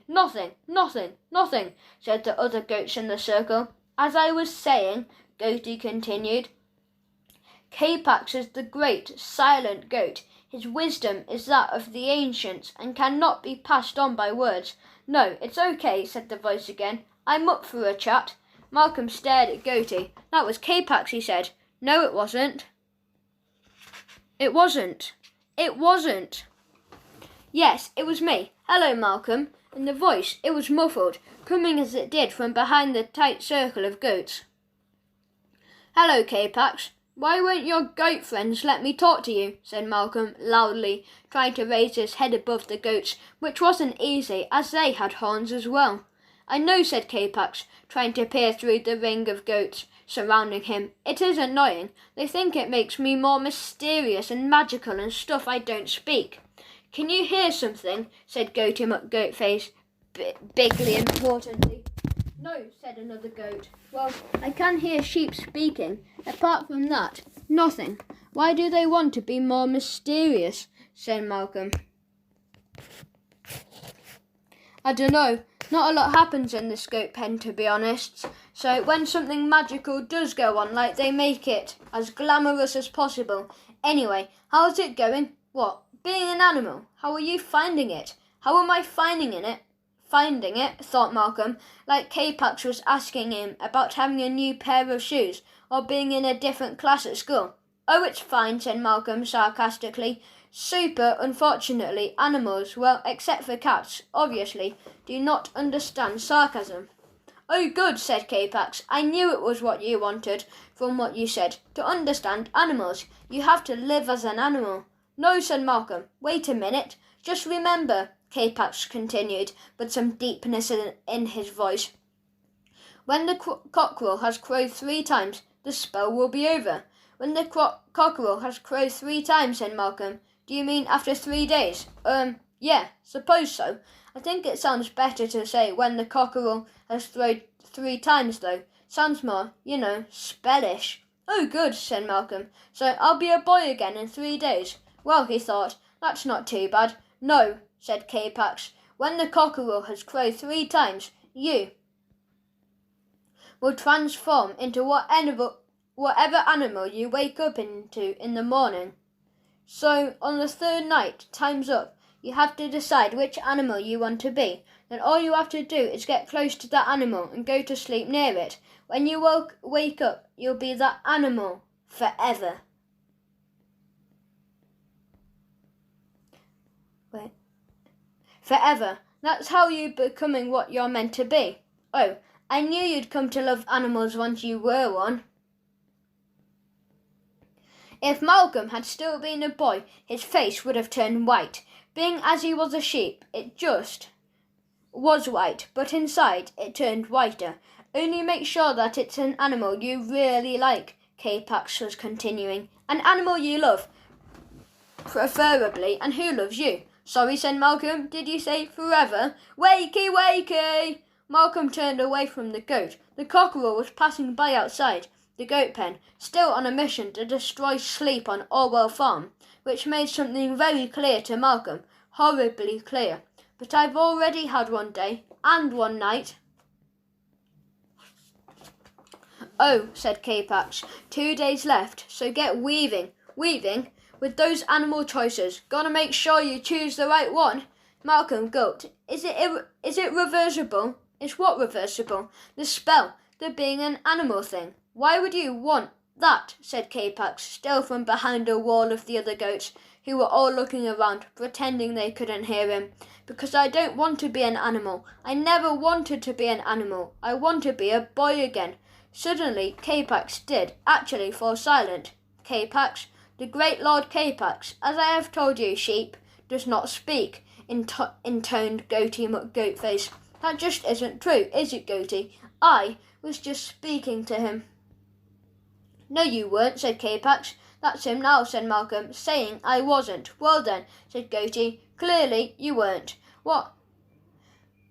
How can I not have been speaking to him when he just spoke to me to tell me I wasn't speaking to him? It doesn't make any sense. And neither, my friend, do you. Now, if you wouldn't mind backing away from the goat. Nothing to see here. Malcolm had a feeling. He knew what had happened, why Capax wasn't speaking to him, because when Malcolm asked if the spell was reversible, it was clear that Malcolm hadn't really wanted to be an animal at all, and Capax didn't want to admit to him having made a mistake, none of which was going to help Malcolm to become a boy again. Oh, thought Malcolm, the goats clearly won't listen to reason, time to use brute force, and the fact that sheep always do what other sheep do. Dollies, he said, turning to them, follow me. Okay. Malcolm put his head down, ready to charge. The goats Each of the dollies did the same. Goaty McGoatface tensed. There was a distant squeal that may or not have been K-Pax. Then suddenly the door opened and 4 large men Malcolm had never seen before, wearing aprons, came into the pen. Round their chests were straps, leading to long leather bags, from which Malcolm could see, poking out, looked very light, long and sharp knives. "Get the sheep!" shouted one of the men. Dollies 1, 2 and 3 stopped facing the goats and just turned and ran. So did Malcolm, who suddenly found he really wanted to do what the other sheep did. Chapter 22. Blades at the ready. But it was too late. Malcolm saw Dolly 1, 2 and 3 caught by the men. It looked very rough. 3 of the men grabbed the sheep by their back legs and swung them upside down, and before he knew it, the 4th man, a very large man indeed, had got Malcolm's legs and swung him upside down, and yes, it was very rough. The man carried him over, his shoulders to the other side of the pen. Malcolm could see the points of the various knives glinting in the no longer nice at all sunlight. "Help!" shouted Malcolm. "Help! Help!" "Yes!" shouted Dolly 1. "Help! Help!" shouted Dolly 2. "Help! Help! Help!" shouted Dolly 3. "Hi!" said Gavin, suddenly coming into the pen. "Hi!" said Maven, also suddenly coming into the pen. "Oh, thank heavens!" said Malcolm. "Gavin, Maven, they'll stop all this." "Hello there, sir and madam," said the man who was carrying Malcolm. "Sorry, the sheep be making so much noise today." "No worries," said Gavin. "No need to call us sir and madam though, Eli." "Right you are, sir and madam. Everything sorted," said Maven. "Blades at the ready," said Gavin. "Yes, sir and madam," said the man called Eli. "Oh no," shouted Malcolm. "Gavin, Maven, please, Mr. Barrington," said Gavin. "We're here." Malcolm heard Mr. Barrington's voice. "What? Everybody, children, this way." Malcolm felt himself swung back over the man's shoulder and onto the ground. The man was holding him down. It hurt. He could see the same thing was happening to the dollies. Meanwhile, along the top edge of the fence, he could suddenly also see the faces of Fred, Ellie, Barry, Lucas, Taj and Isla Morris on all the rest of his year. Mr. Barrington raised a hand for silence.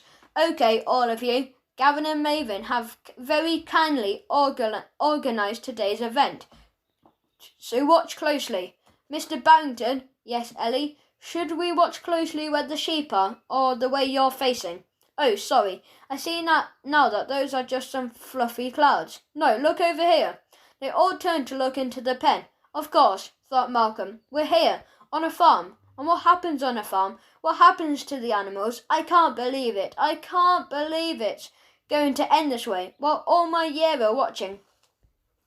He looked up and screamed, "Barry, Fred, Ellie, Lucas, Mr. Barrington, sir, I'm not a sheep. I don't want to be chops or stew. Save me! Save me!" "Aha! Ba, ba," said Morris. "That sheep is going to bar at us."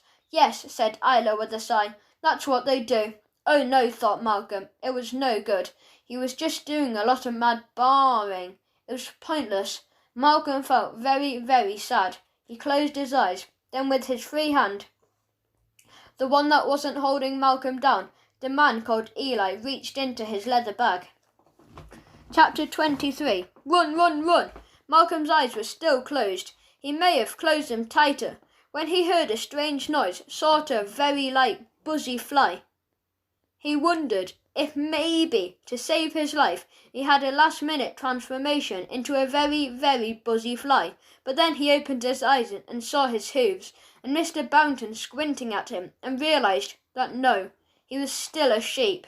He wasn't, though, dead. What he was a bit colder around the bottom area than he had been before, and also wanting to laugh, because he was being tickled around the bottom area. "Ha, ha, ha, ha, ha! Stop it, he said. "Shush," said Eli. "Good, this one's acting like he's never been sheared before."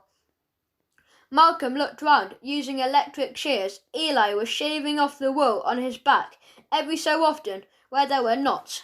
Eli would cut them off with a knife from the leather bag. Malcolm tried to stop laughing, but not only did it tickle, It felt completely silly that huge clods of wool were coming off him.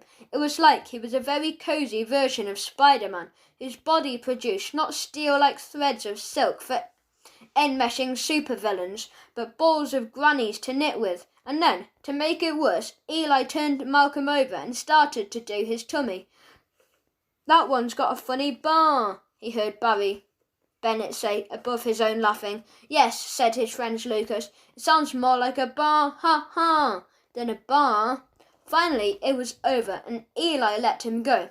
Malcolm and the dollies stood up among their shorn wool. It looked like the goat pen had been overlaid with a very badly made shag pile carpet. "So there you are, boys and girls," said Gavin. "That's how you shear a sheep." There was a round of applause, which felt odd to Malcolm. He had never thought about applauding his dad after watching him shave. "Ah, that's better," said Dolly 1. "Yes, much better," said Dolly 2. "Better all round," said Dolly 3. "I think it's cold and a bit embarrassing," said Malcolm. "Yes, that's right, cold and embarrassing," said Dolly 1. "Embarrassing and cold," said Dolly 2. "Freezing," said Dolly, "and quite humiliating." "Also," said Malcolm, "why were you shouting help earlier? You must have known it was only shearing." The dollies looked at him blankly. We were shouting help because you were shouting help," said Dolly 1. "Yes, because you were." "Yes, all right," said Malcolm, sighing. "I get it. Now," said Maven, "let's take the sheep back to their field." Suddenly, over the goat pen face bounded Trotsky. As soon as they saw the dog, Dolly 1, Dolly 2, and Dolly 3 ran towards the gate, which was opened by Eli. Then they carried on running. Malcolm watched them go. He was starting to have had enough of the whole sheep thing. "That's odd," said Eli. "That one sheep doesn't seem very bothered by the dog." "Woof, woof, woof," said Trotsky, nudging at Malcolm's back. Malcolm shook his head. "OK, children," said Gavin. "Perhaps you can help us get this sheep out of here." Next thing Malcolm knew, he was surrounded by his own classmates, cheering and whooping and going, "Come on, sheepy. Wake up, lambkin. Where's your wool coat gone? Where's your wool coat gone?" So, just to get away from them, Maurice Fawcett was being particularly annoying, poking him on his newly shorn rump. Malcolm ran out of the goat pen and after the dollies. And then his year ran out of the goat pen and chased him. After a few minutes, Barry and Lucas and Taj and Freddie and Ellie had caught up with Malcolm. They were all laughing and joking and giggling as they ran. It made Malcolm feel envious and a bit sad that they were having such a lot of fun and he wasn't. He was just running. "Barry," said Malcolm, while still running. "Lucas, Taj, Fred, Ellie, it's me, Malcolm." "This one's really funny," said Lucas. "He just keeps barring as he runs." "Yes, and he looks right at us," said Fred, "like he's actually trying to tell us something." "I am trying to tell you something," said Malcolm. "Bar, bar, bar," said Tresh, imitating him, which made them all laugh, and then they ran off back towards their farmhouse, leaving the sheep far behind. Malcolm carried on running and caught up with the dollies. He trotted along with them in the middle of the big field. "Where are we going?" he said. "We're running away," said Dolly 1. "Away, running," said Dolly 2. "Far, far, far," said Dolly 3. "But the kids chasing us, they caught up with us already. Now, in fact, they're just running in front of us. Look, there's Barry and Lucas and Taj and Fred and Ellie and all the rest of them, about 50 metres ahead." "We have to run," said Dolly 1. "Run, run, run," said Dolly 2. "But it looks like we're chasing them now." "Keep going," said Dolly 3. "They might catch up." "They have caught up." "Onward," said Dolly 1. It was at that point that Malcolm stopped starting to have had enough with the whole sheep thing. He'd finished having had enough with the whole sheep thing. He stopped, let the dollies run on, and just settled down in the field to go to sleep. Chapter 24. Brill Poo. "Mr. Braden," said Jackie, opening the door from the reception area to the surgery. "Rodney, what is it? I'm examining a gerbil." "I know. It's got a very unusual condition. Only by extreme focus and concentration can I restore it to health." "I thought he's eaten a crayon," said Jackie. "A purple one." "It has." "Is that an unusual condition?" "If I show you the x-rays, Jackie, you'll see that his insides have gone purple. His tiny gerbil bladder actually has a drawing on it of a purple house and some purple clouds, was what Jackie Bailey was thinking. But she didn't say it, as Rodney Braden, the vet, was her boss, and someone who took his veterinary work very, very seriously, so she just let him waffle on about how the x-rays showed some toxic effects on the gerbil's tummy. Obviously, he didn't say tummy, he said intestines, until finally he took a breath. Yes, of course, Rodney, I realised you're very busy, doing extremely delicate work with Gandhi. Who's Gandhi? The gerbil. Rodney looked down at the tiny creature anaesthetised in front of him, as if surprised that beyond being a collection of organs, it had a name. I know him, continued Jackie. He's Janesh's, Mr. and Mrs. Bhaskar's son gerbil. They live 2 doors down from us. Right, well, as I say, Jackie, I'm very busy. The operation is at an absolutely crucial stage. Well, I was just wondering if I could use the landline to make a personal call to my son at this farm this school trip he's on. My mobile's run out of power. Of course, if you weren't so mean, she thought, I wouldn't have come in and asked that. She watched the vet frown. Caught. She knew between 2 opposing instincts. 1, wanting to say no, as it cost money. 2, wanting to say yes. Whatever, just go away so that he could carry on being the great and serious vet.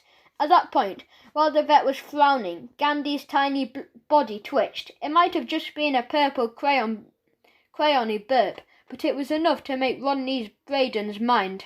Yes, whatever, he said, waving her away.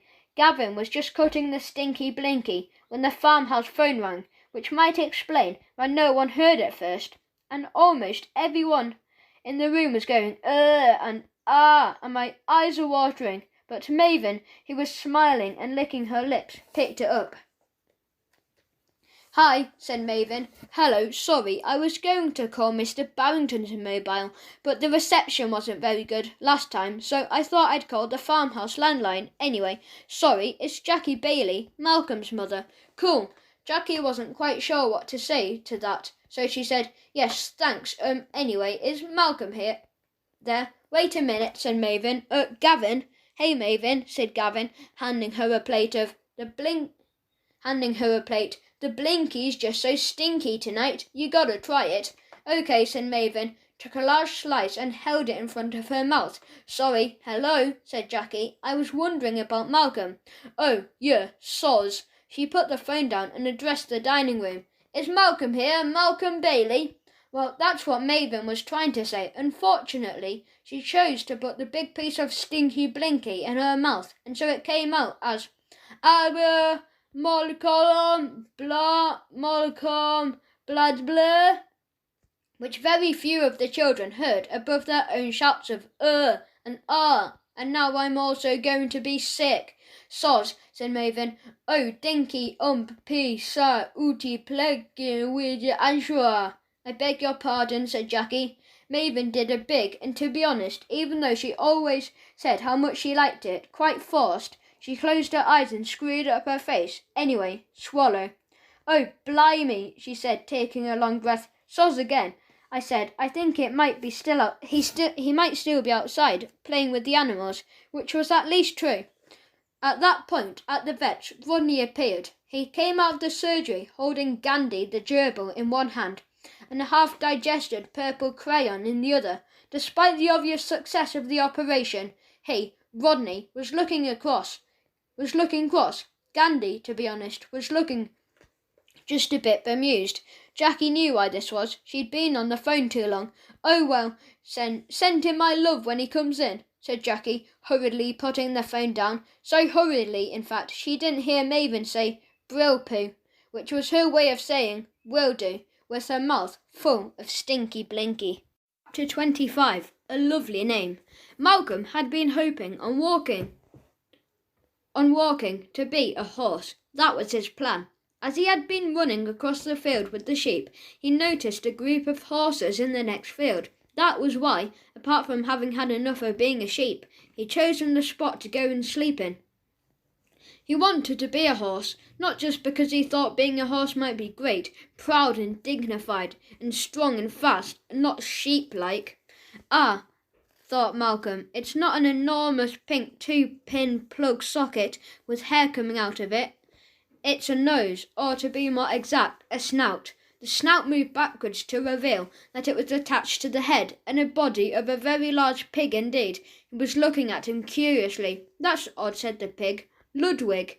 Yes, Mabel. Malcolm looked round to see another pig, even more enormous, sitting sprawling in an even muddier section of what Malcolm now realised was the pigsty.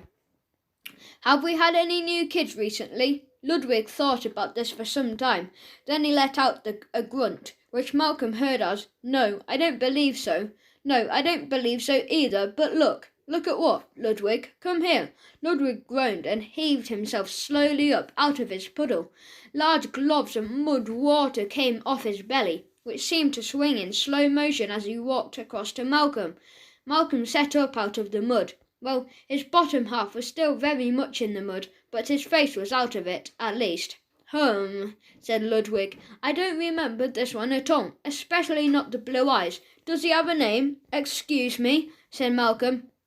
Then he stopped. Yes, said Ludwig. Am I a pig? He said. That's a funny question, said Mabel. None of our children have ever asked that before. Yes, said Ludwig, although you could say it's a very good question. When do any of us truly become a pig? Is it when you first roll upside down with your hooves in the air while sinking in the mud, or is it when you gobble more than seven manky apples in a row? When you do your first really big snort, suggested Mabel. Yes, that is a key moment. Or is it something more spiritual than that? Perhaps it comes with the realization that it's very unlikely that you will ever fly. Mabel sighed and looked up at Ludwig lovingly. Oh, Ludwig, you are a very clever pig. Some humans, Mabel, have a thing called a bar mitzvah, which marks the date when you become a man. Perhaps we should have something like that, a pig mitzvah, to celebrate when a piglet becomes a pig. Malcolm decided the time had come to butt in. Yes, but they are the humans who don't like pigs. Ludwig stared at him. You say that, but what you mean is they don't eat pigs. A good thing in my book. Mabel sighed again. You're so full of wisdom, Ludwig. She turned to Malcolm. You are a lucky piglet. Your father is the cleverest of all pigs, and pigs are the cleverest of all animals. Well, said Malcolm, if you are so full of wisdom and not just manky apples. Rude, said Ludwig. We'll have to work on that, Mabel. Then explain why you've got me so wrong. You see, I'm not your child. I'm not a pig. I'm a human, a boy human, and I have a name. It's Malcolm. Ludwig and Mabel exchanged glances. Well, said Ludwig, it must be awful to feel something so wrong. So first of all, we shall not call you Malcolm. It is a human name. Yes, that's because I am a human. I just told you. I am trying to relieve you of that strange and painful delusion, and also of that name, which is a slightly dated one for a boy at that. I beg your pardon, said Malcolm. Well, it is, said Mabel. It's like Alan or Norman. It sounds like you're 54 and work as a regional manager for Asda. Please don't mention the human supermarkets, said Ludwig. We know what products they contain. Sorry. So, said Ludwig, turning back to Malcolm, to help you restore pride in your pigginess and bring you back to loving your piggy self, we shall call you the most prized pig name of all.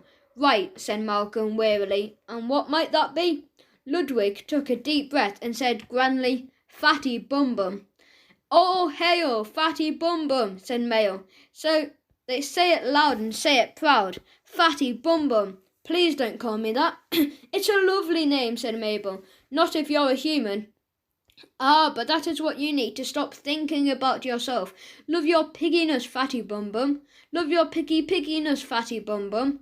As he said this, Ludwig began circling Malcolm and chanting it. Mabel joined in, circling and chanting. Their hooves splashed mud on Malcolm as they trotted around him, forming a circular pig wall. Love your pigginess, Fatty Bum Bum. Love your pigginess, Fatty Bum Bum. Love your piggy. Yeah, thing is, pigs, said a familiar, drawling voice. He's right, he's not a pig.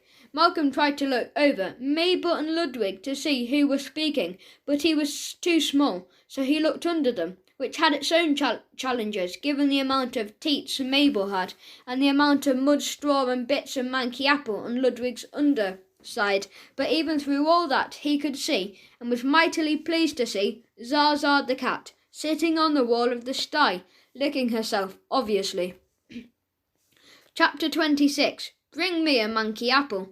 Next thing Malcolm knew, Trotsky had jumped over the wall of the sty and landed in the mud, looking very pleased with himself. Malcolm, he said, speaking cat, but very much in his excited dog voice. Malcolm, Malcolm, Malcolm, do yous remember me? Do yous remember me?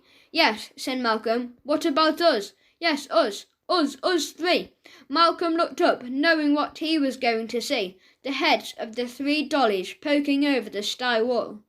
What do you mean, cat? Said Ludwig. When you say this pig is a boy? Well, said Zaza. Hold on, said Malcolm. How come you can speak to each other? Do you speak pig as well? No, said Mabel. Ludwig speaks cat. He speaks all the languages. The what? The languages, short for animal languages. Yes, said Ludwig, grandly, I do. He then said, I do in cat, tortoise, sheep and dog. All of them sounded to Malcolm just like words I do, said over and over again, except when he said it in dog, which Malcolm didn't understand, because he hadn't been one. It sounded a bit like he was saying sausages, but Malcolm thought it was best not to say that, as he thought it wasn't a word Ludwig would like much. Anyway, said Zaza, the point is, and us, yes, we're here too, yes, or at least on our way. Malcolm looked round. It was Benny and Bijonita's voices, but he couldn't see them. He could hardly hear them. Don't worry, said Zaza, they're halfway across the field. They'll get here eventually, so point is, well, you explain, Malcolm. So Malcolm explained the whole thing to Ludwig and Mabel. The situation with K-Pax, his transformation into all the animals he'd been so far, the fact that he had been given 3 days with 2 remaining to find a way of getting back to being a human, and the possibly unnecessary information that during his time as a sheep he had been convinced he was about to be made into chops, when in fact he was only getting sheared. Said Ludwig, I have never seen K-Pax, but I too have heard stories about this goat. Then that he turns people into animals, said Malcolm. No, said Ludwig. Stranger than that. He leant in closer to Malcolm, whispering, that like a human, like indeed Gavin, the human. Yes, whispered Malcolm, he has a beard. Malcolm nodded. Yes, well, he does, but, oh my goodness, it's true. No, but, and a moustache? Not really. Oh. Look, never mind the facial hair. Can you talk to K-Pax? See if you can persuade him to undo the spell. He won't speak to me. Ludwig looked for a second, slightly embarrassed. No, I'm afraid goat is the one man language I've never mastered. It's very tricky. Lot of the back of the throat hawing. Right, what should we do? Said Malcolm. It's an unusual situation. It requires of my great wisdom. Thank heaven that you are a pig of great wisdom, said Mabel. Ludwig turned and began walking up a series of piled up logs onto the top of the pig's sleeping area. A small hutch in the middle of the sty, the rest of the animals waiting and watched with bated breath. Ludwig reached the flat surface of the hutch. He stopped. He sat down. He surveyed them all, puffed out his chest and said, Bring me a manky apple. Will you, said Mabel, use the manky apple to cure the boy of his pigginess? No, said Ludwig. Will you, said Bijonita, use the manky apple to convince K-Pax to change the spell? No, said Ludwig. Will you, said Dolly 1. Yes, will you, said Dolly 2. I say, will you, said Dolly 3. Look, said Ludwig, I'm hungry and I can't think straight on an empty stomach. Bring me the stupid apple and make it manky.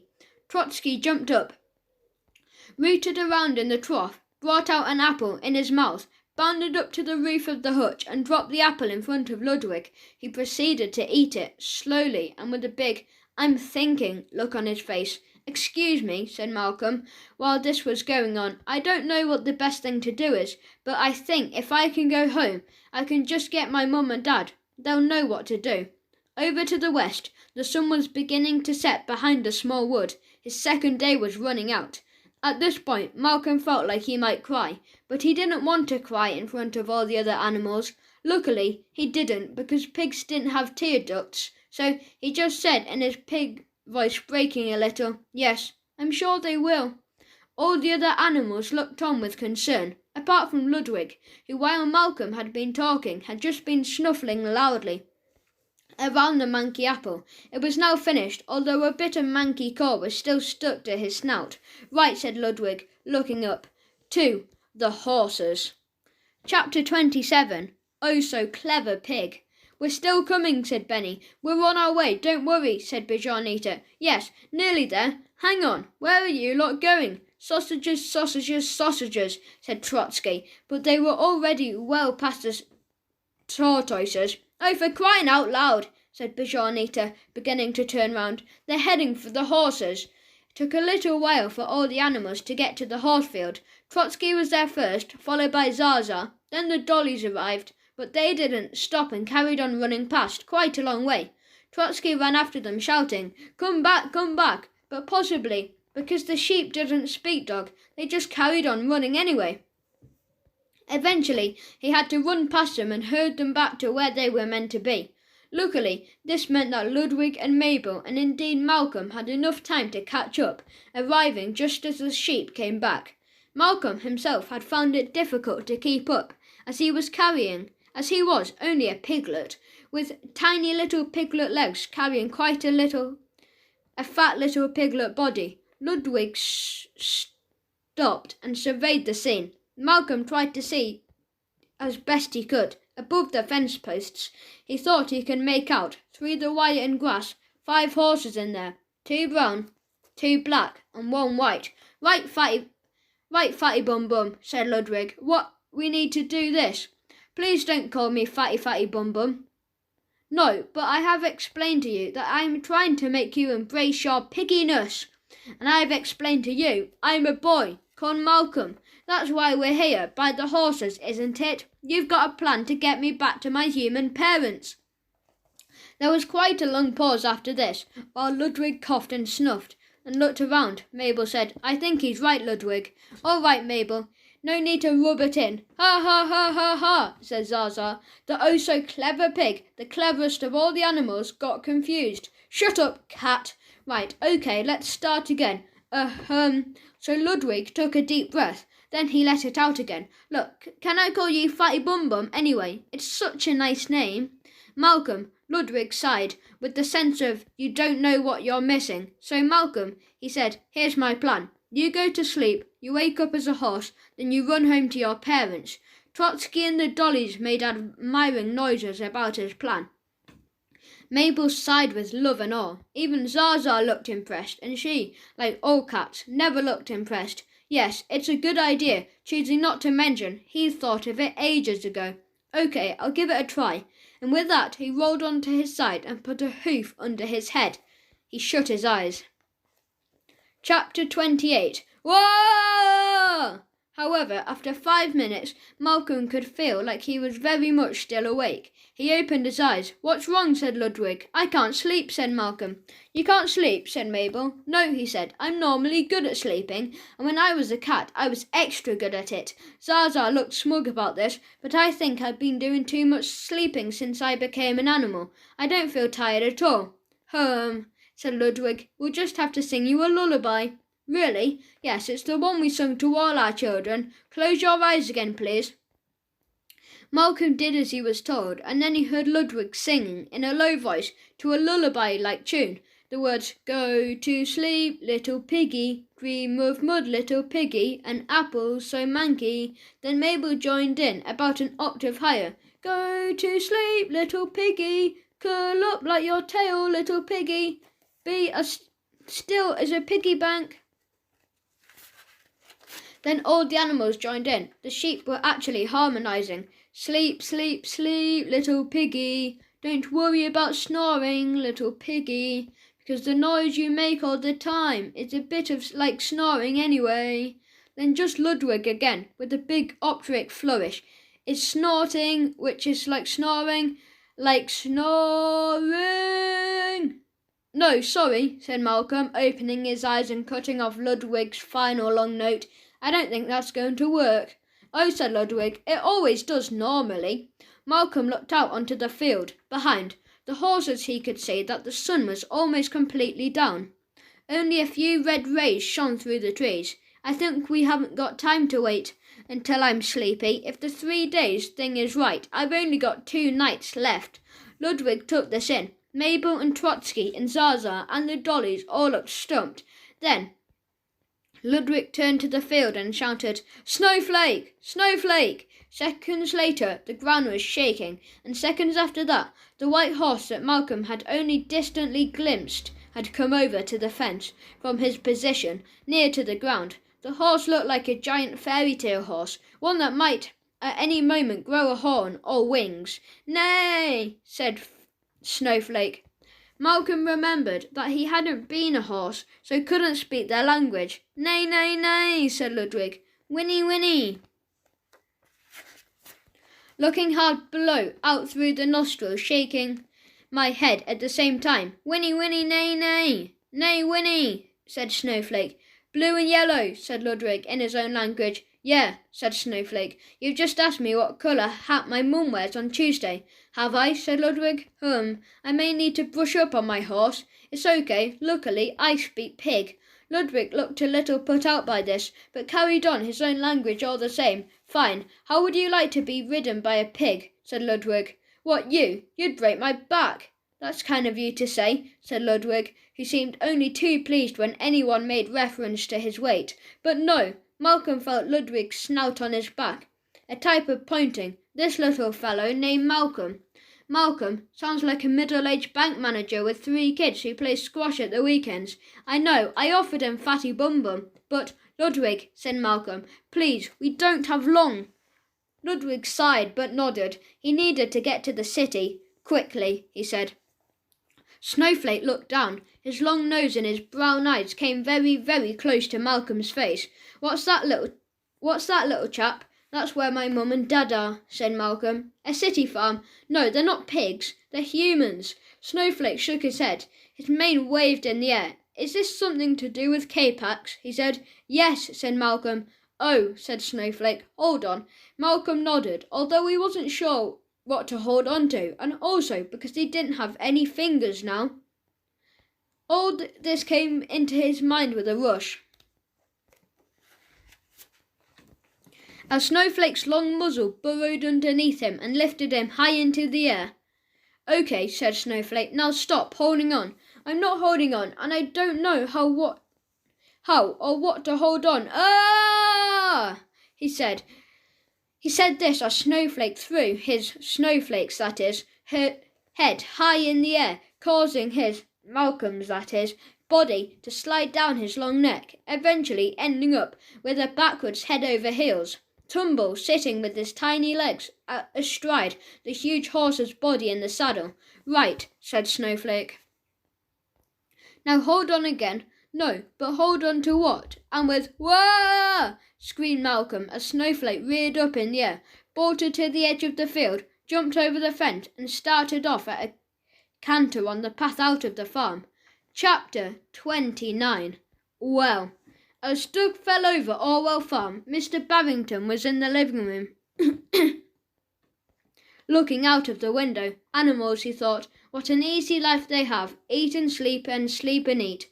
Okay, sometimes it was eat and sleep and get eaten, but the ones that were kept for milk and wool or to show children, like most of the ones on Orwell Farm, Mr. Barrington couldn't help envying them a little. Being a human, certainly being a grown-up. A very grown-up. Mr. Barrington wasn't seeing 59 again, in charge of a large group of Year 6 children, which was hard work sometimes. It had been a long day. The children had been pretty rowdy since the sheep shearing, particularly the boys who chased the sheep back to their field. They had hardly calmed down since. Still, they were brushing their teeth now and getting into their pyjamas. Mr. Barrington was looking forward to them all being in bed. Then maybe he could settle down on the sofa with a Sudoku puzzle and a tiny drop of whiskey from the flask he had brought with him. Suddenly his mobile phone went. "Hello? Hello, Mr. Barrington. It's Malcolm Bailey's father, Stuart." "Oh, yes, hello. Is Malcolm there?" Malcolm, yes, I'm sure he is. They're upstairs. I'll just go in." "Mr. Barrington, Mr. Barrington." He looked up from the phone. Two of the pupils were running into the living room, waving their hands frantically. Mr. Barrington squinted at them. They were wearing identical pyjamas. They looked like the same person, but that couldn't be right. He would have to go to the optician again. "Sorry, I'm on the phone. Ellie, it's Ellie. And I'm her twin brother Fred." "Oh, yes, anyway. But look, Mr. Barrington, out there." Mr. Barrington looked out the window again. All he could see was what he'd seen before. The field outside the farmhouse, the gathering dust, the trees in the distance, and... "What's that?" "Yes, the white blur. What is it?" "It's a horse, Mr. Barrington. A white horse, being ridden by a tiny piglet." Mr. Barrington frowned and leant closer to the window. "Are you sure?" "Yes." "So what's that behind it?" "It's a whole group of animals chasing the horse," said Fred. "Which animals?" said Mr. Barrington. "A dog, a cat, 3 sheep." "Oh, look, 2 of the bigger pigs. And what's that in the distance? Is it 2 tortoise?" "Impossible to tell from here." "Can you see, Mr. Barrington?" No, I can't see. Not in this light. You know, anyway. Have either of you seen Malcolm?" Ellie shook her head. "Actually, no. I haven't seen him for a little while. Last time I saw him was yesterday, just before tea, out near the goat pen," said Fred. Mr. Barrington picked up the phone again. "Sorry, Mr. Bailey, hello." All he could hear from the other end was "Bra-ha-ha-ha-ha-ha-ha-ha." "Mr. Bailey," said Mr. Barrington, "do you want to speak to Malcolm?" "No, it's okay." "Bra-ha-ha-ha-ha," said Stuart. "You're all clearly having a fabulous time. I don't want to interrupt all your crazy storytelling, making up all sorts of goings-on at the farm. A piglet riding a horse." In the background, Mr. Barrington heard someone saying, "Lol, T, 2000. "Bra-ha-ha, brilliant," said Mr. Barrington, who frankly remained unsure whether Fred and Ellie had been making it up or not, and therefore could not think of what to say except, "Well," and then, "Thank you." Mr. Barrington hung up the phone. "I'm getting too old for this," he thought. Part 3. Chapter 30. Cute, but sad, and lost. "How's it going?" shouted Snowflake above the loud clippity-clop coming from the tarmac. Malcolm sat up. They'd been going for hours, down country lanes and then bigger roads, and now this suburban street, and he was more confined with his riding now. He had found that if he pushed his front hooves along the back of the horse's neck, the little gap in them acted like fingers round Snowflake's luxurious mane. He looked around. They were riding through streets lit by lampposts, and the odd lights shining from bedroom windows of houses they passed. Behind him he could see Trotsky, Zaza, Mabel, Ludwig, and the dollies, doing their best to keep up. It was a warm night, and Malcolm could feel the breeze on his snout and twitching ears. As they rounded a corner, Malcolm saw a man coming out of the pub. The man's gaze followed Malcolm and Snowflake, and then a gaggle of the other animals in their wake. He stood there for a bit, then shook his head and went back into the pub. "Great," shouted Malcolm back. About an hour later they were in the city proper. It was night time now. A pale crescent moon shone above. Snowflake had slowed from a trot to walk, making it easier for the other animals to follow him. And then suddenly, at a crossroads, he stopped. "Where should we go?" he said, twisting his neck to look back at Malcolm. "Sorry," said Malcolm. "How do we get to your house?" Malcolm realised that he didn't know the answer to this. He knew where they lived, Brackett Wood, but he didn't know how to get there from where they were. Well, where are we now?" "I don't know," said Snowflake. By this time, Trotsky, Zaza, Mabel, Ludwig, and the dollies had caught up. They all stood by the crossroads, looking right and left. "You don't," said Malcolm. "No, I've just been going towards the city. I thought you might be able to fill in the details when we got there." "Why do you think that?" "Because Malcolm," said Ludwig, butting in. Snowflake is an animal, as he added, looking at the pig, sheep, dog and cat around him. Are we all? But you, even though you look like a tiny piggy, are apparently a human, so you should know stuff like that. Malcolm looked down from Snowflake's back at the animals looking up at him. He felt terrible at the thought that he'd brought them all here without really knowing what he was doing. He tried hard to remember something, just something, about the geography of the city, but it was difficult, not least because his memory of being a human now felt further away than ever. Then he thought of something. "What day is it?" he said. "Huh?" said Ludwig. "We don't really know stuff like that," said Mabel. "We're animals." "Yeah, I got that," said Malcolm. "You never know what day it is."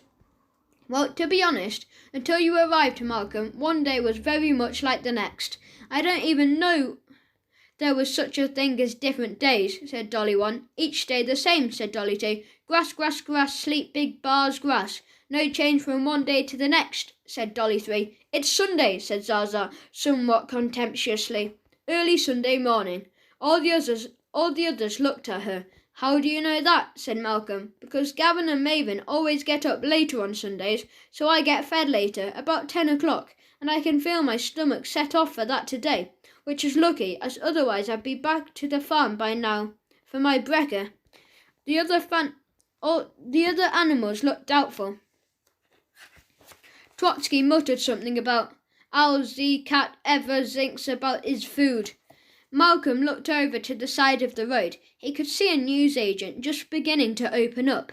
The man inside didn't notice them because he was busy piling newspapers up in front of the shop, but Malcolm saw, even with his little piglet eyes from a distance, that the newspapers were thicker than normal, and that brought a nice memory back to him, of his parents reading lots of different pages of newspaper on a certain morning every week. "Zaza's right," said Malcolm. "It's a Sunday. Okay, Snowflake guys, can we just head into the city? I know where to go." "They've stopped," said Benny breathlessly. "Yes, they're only about 500 metres away." "Speed up," said Bajanita. "I have sped up." "Oh yes, so have I." "Can you speed up a bit more? I'm already going nearly 10 metres an hour. Who do you think I am, Usain Bolt?" Oh no, they started going again. Half an hour later, the animals, not including the tortoises, were on the outskirts of what looked like a big park. During the journey, Malcolm had turned into a proper rider, tapping Snowflake on his right or left flank whenever he wanted him to turn right or left. Obviously, the other animals had kept on their trail. Malcolm had been following signs. He noticed that his reading wasn't as good as usual. He assumed that this was another side effect of being an animal, but luckily the word he'd been looking for on the signs was a small one, and he could still understand it. "What does that say, Ludwig?" said Dolly 1, as they stood outside the park entrance. "Yes, what say, Ludwig?" "Ludwig, the word that?" "Ahem," said Ludwig. "I am very wise pig." "The wisest," said Mabel. "And the fattest," said Zaza. "Thank you," said Ludwig, "and can speak all the languages, apart from horse," said Snowflake. "Or goat," said Malcolm. "Yes, anyway, despite that, I haven't quite managed to master the human thing." "The words and what they mean?" "Reading," said Malcolm. "Yes, I rely instead on my native wisdom, unsullied by outside influences, so that my insights have a kind of purity. A native." "Zoo," said Malcolm. "Pardon," said Ludwig. "Yes, pardon," said Mabel. "Pardon," said Dolly 2. "Pardon, pardon." "Oh, for heaven's sake," said Zaza. "Sounds like someone's done 20 burps. That's what this place is, a zoo." "What is that?" said Snowflake, sniffing at the ground under the sign. Malcolm walked down Snowflake's neck and then jumped off his head. He turned and looked at the animals. "It's a place with animals, where my family comes every Sunday, although normally without me. I haven't been since I was 6. I can't quite remember why." "Right," said Ludwig. "And how do we get in?" Malcolm looked around. He could see it was getting lighter. He could hear in the distance birds singing. "Morning, it's morning. Morning, morning, morning." It sounded like a sweeter version of the cockerel shouting, which made something occur to Malcolm. Maybe K-Pax's spell required a cockerel crowing. Maybe the time he had to get back to human would extend as long as the actual sound of a cock-a-doodle-doo. didn't enter his ears. Maybe, he thought, if I don't actually hear. Wake up, everybody, it's time to wake up. Wakey, wakey, chimps, wakey, wakey, elephants, wakey, wakey, giraffes. Is that a cockerel? Said Malcolm in a deadpan voice. It sounds like it, said Ludwig. Would there be one in this place? Maybe, yes, oh yes, said Malcolm, remembering something in the petting zoo. Sorry, said Ludwig. It's a bit of the zoo where they keep smaller animals for young humans to stroke. I think in there they. Wake up, hippos, wake up, reptiles, wake up, camels. Have chickens and stuff, yeah. It was clearly a cockerel, which meant that this was his last day of trying out being an animal. Next time he heard a cockerel crow, he wouldn't be trying out being an animal anymore. He would be one for good. He had to think of a way of getting into the zoo, so he could find his parents, who he was still assuming would somehow know what to do. Then Malcolm had an idea. He looked at all the animals and said, You know that facial expression, the one animals do a lot of the time, the one where they look cute but sad and lost? The animals all nodded and did the expression. Okay, let's stand here. Face the entrance and do the expression. They all did. What now? Said Ludwig with a bit of difficulty, as he didn't want to change his sad, lost expression. We wait, said Malcolm. Chapter 31. A horse, a piglet, 2 bigger pigs, 3 sheep, a cat and a dog. 52 years old, Sanjit Hassan and his young assistant Luke had been opening up the city zoo for 10 years now. They did other jobs at the zoo, fixing signs and cages, handing out maps, cleaning up, but their first task every day was to open the gates. Sanjit looked forward to it. He often said to Luke that opening the gates was like taking a deep, healthy breath of morning air, and today was no exception. It was a lovely morning. The sun was rising above the aviary and checking his watch. Bang on 9:30. He put the key in the lock. He turned it with a satisfying click. Then, as ever, he took the right-hand gate and Luke took the left-hand one, and together they opened them.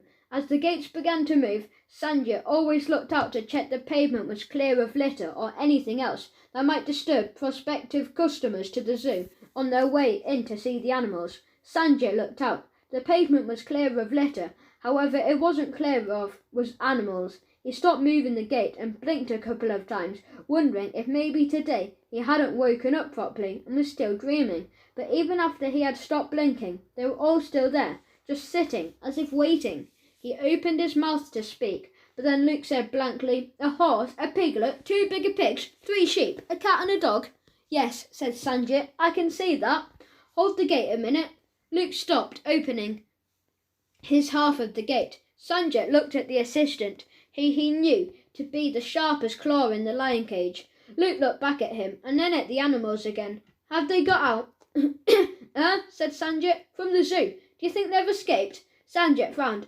Do we have a horse, a piglet, 2 bigger pigs, 3 sheep, a cat and a dog on show at a zoo? I mean, none of them are, endangered species. Luke thought about this for some time. Yeah, but what about the little zoo? The one for kids. The petting zoo, you mean? Yes, that's right. Sanjay considered this. He couldn't remember exactly which animals were in the petting zoo. There was a cockerel. He knew that, because its infernal shouting always disturbed his morning tea. But he thought it was possible that the list also included horses, pigs, sheep, cats and dogs. And he didn't want to appear less on the case as regards the possibility of escaped animals than Luke, and turning to look at the line of cute faces, he did think they looked quite sad and lost. So he said, Okay, let's get them in and check. Okay, said Luke, and carried on opening his half of the gate.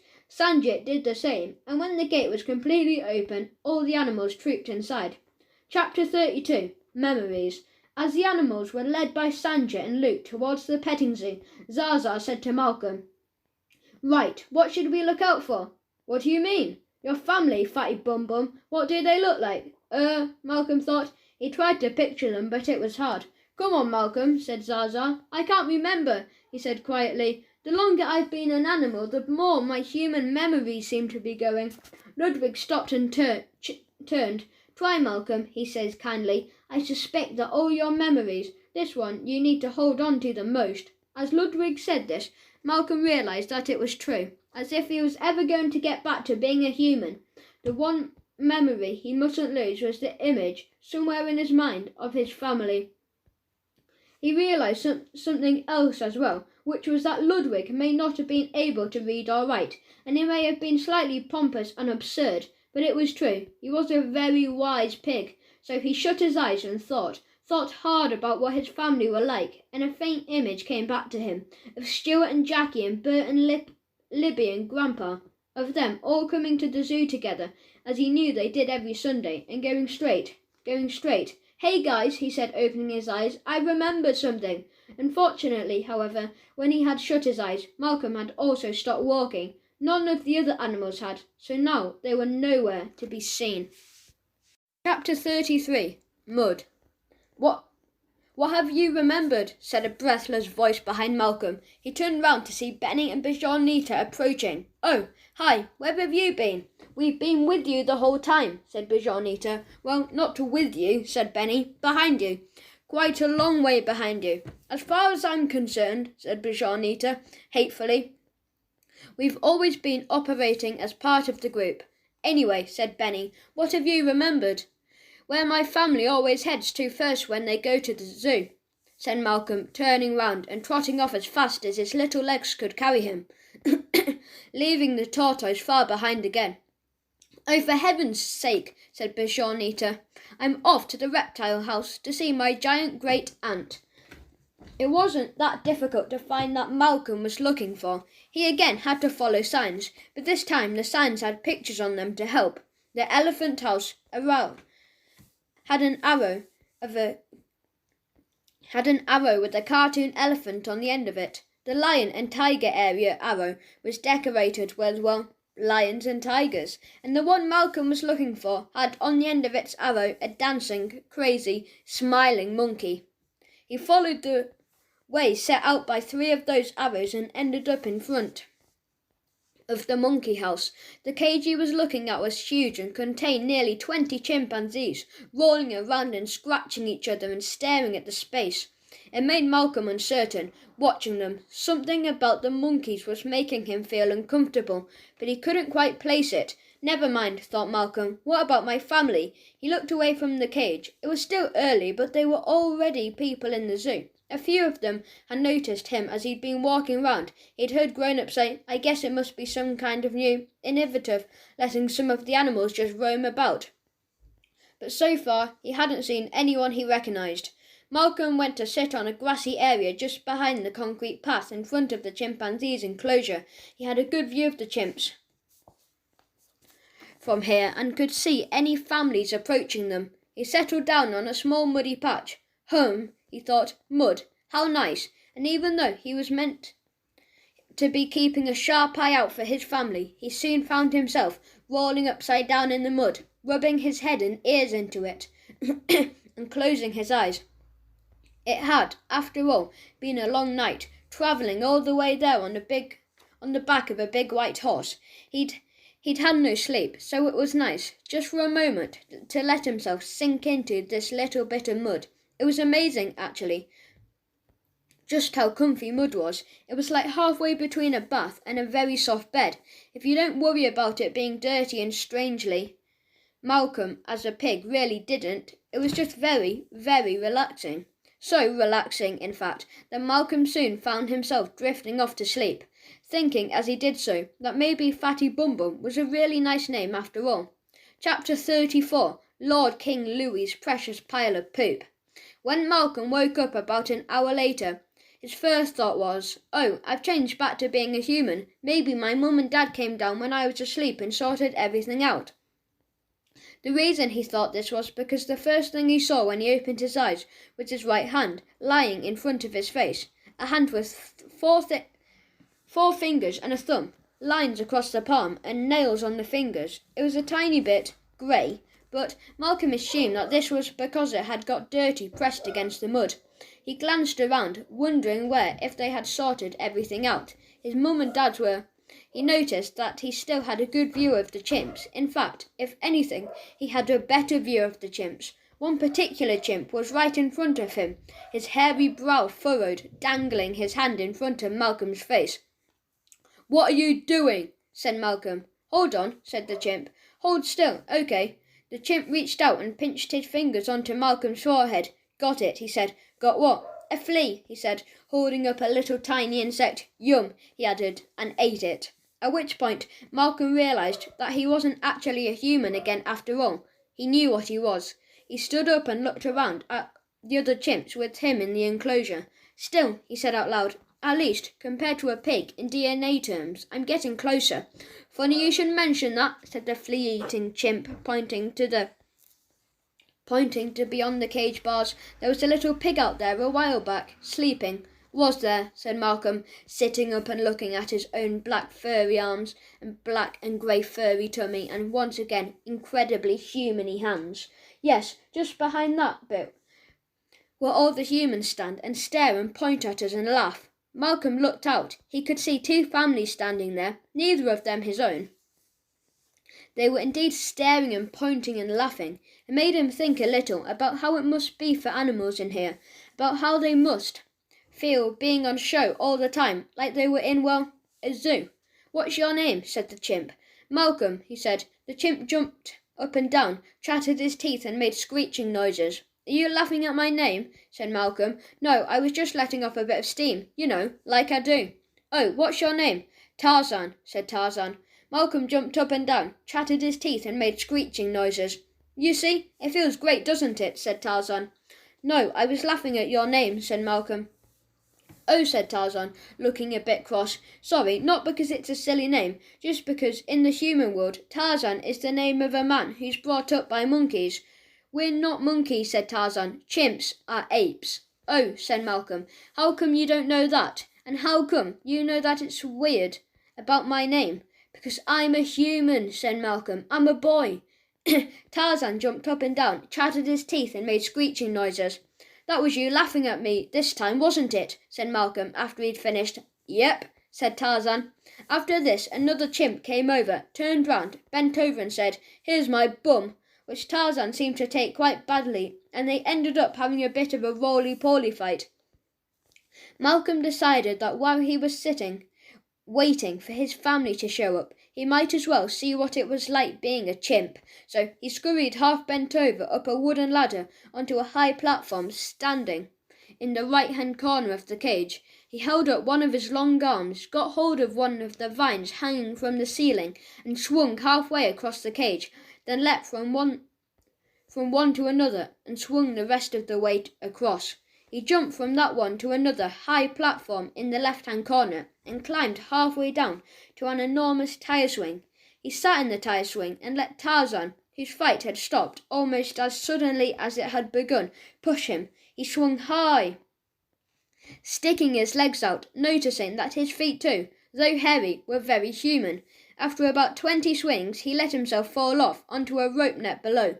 The rope net turned out to be quite tightly strung, and landing, it created a big bounce, like a trampoline, throwing Malcolm back across the enclosure.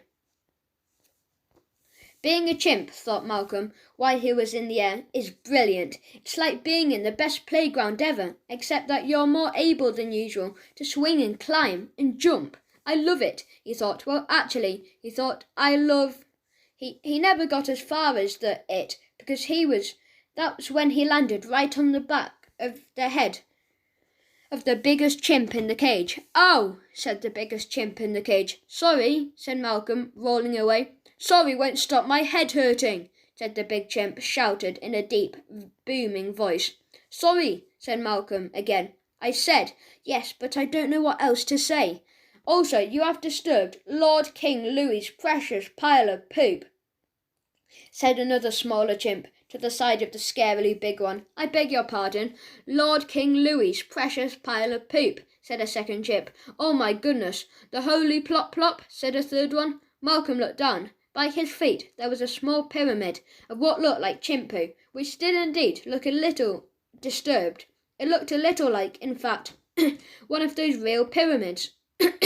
When he looked up, the 3 chimps all jumped up and down, chattering their teeth and screeching, but they clearly were not laughing. They were cross with Malcolm and approaching Malcolm crossly. Uh-oh, he thought. Chapter 35. Dominant Male. See no, speak no, hear no. It's fine, said Louis. I'm fine. The 3 chimps stopped jumping, chattering and screeching immediately. Instead, they lowered their heads, bowed towards Louis and backed off, saying, Thanks heavens for that, your eminence. Truly thankful, your chimpiness. Could not be more relieved, your hairiness. Now, said Louis, turning to Malcolm, his voice more booming and low than ever, who are you? Why have you disturbed my mid-morning sleep? Well, Louis, said Malcolm. Lord King, Louis interjected, say no. Or your chimpiness, said Speak No. And if you continue to speak to the Lord King, it's champ, as in champion chimp, not chump, as in at this point. Here no, looked a bit uncertain. Well, chump. Right, well, Lord King Louis, sir. You don't have to say sir, said Louis magnanimously. Right, well, thing is, Suddenly, Malcolm felt very tired of having to explain about how he was a real boy again. Also, for some reason, he couldn't quite explain. He was not particularly keen on Louis, so instead he said, Actually, why do I have to call you Lord King Louis, and why is everyone bowing and scraping to you? Louis frowned. Chimps can really do this, and very large lines appeared across his forehead. His nostrils flared, becoming even wider holes than they already were. Speak no, hear no, and see no looked incredibly shocked. In fact, Speak No put both his hands over his mouth, Hear No put both his hands over his ears, and See No put both his hands over his eyes. Because I, said Louis even more loudly and boomingly, am the dominant male in this community. The dominant male, echoed Speak No, Hear No, and See No together, still holding their hands over their mouth, ears, and eyes. So it was quite hard to hear Speak No, and quite surprising that Hear No had heard it in the first place. Then they actually sang it like an amen in church. The dominant male. Would you like to dispute my dominance, Malcolm? Said Louis, rising up to his full height. Would you really like to challenge it? Louis then did something, which if Malcolm hadn't been so frightened, he might have found funny. It was so monkeyish. He, Louis, raised both his long furry arms above his head and brought his fists down on his chest, beating it repeatedly and screaming while he did it like a big monkey, like King Kong. Suddenly, all the chimps in the enclosure were surrounding Louis and Malcolm, going, Fight, fight, fight, fight. Louis was still beating his chest. Malcolm, although he didn't really want to fight, thought, oh well, when in Rome, or rather when in the monkey drome. So he raised himself up to his full height and started beating his chest and screaming too. It kind of felt good. It kind of felt right. It kind of made Malcolm feel he was up for the fight. Hey, he thought, maybe if this is a fight, I'll be dominant male, and all the others will have to call me your chimpiness. That'll be great. They approached each other, fists beating, with all the other chimps still going, Fight, fight, fight. Louis raised one of his fists above his head.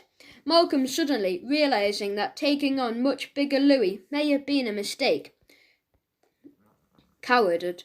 But then, just before Louis brought that fist down on Malcolm, Hear No cried out, Your smelliness! What is it? Said Louis, a human boy approaching the cage.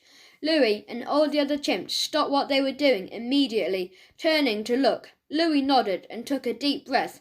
We will deal with this, he said, looking heavily at Malcolm. Later, meanwhile, prepare yourselves for the ritual. The chimps all scurried away, as if taking positions. Malcolm, confused, turned to look at the bars of the cage. There, standing on the other side of them, smiling, pointing and clapping, was his little brother, Bert. Chapter 36. Oh dear. I love the zoo so much, said Jackie as he approached the monkey house. Yeah, said Stuart, so do I. Yeah, the zoo is like zoo, said Libby. What does that one mean? Said Grandpa. Zillion OMGs ofs. Grandpa nodded. I sometimes wonder if you are just making these up on the spot. Look at Bert, said Jackie. He's run up ahead. He's loving the chimps, said Stuart. Can I eat them? shouted Bert. "Can I eat them?"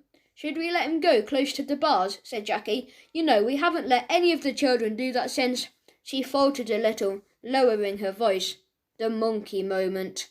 "Oh, I think it'll be fine. Just keep an eye out," said Stuart, talking in Malcolm. He continued, taking Jackie's hands as if they walked. "I feel sure from the phone calls that he's having such a good time on the farm that when he comes back we can bring him here again.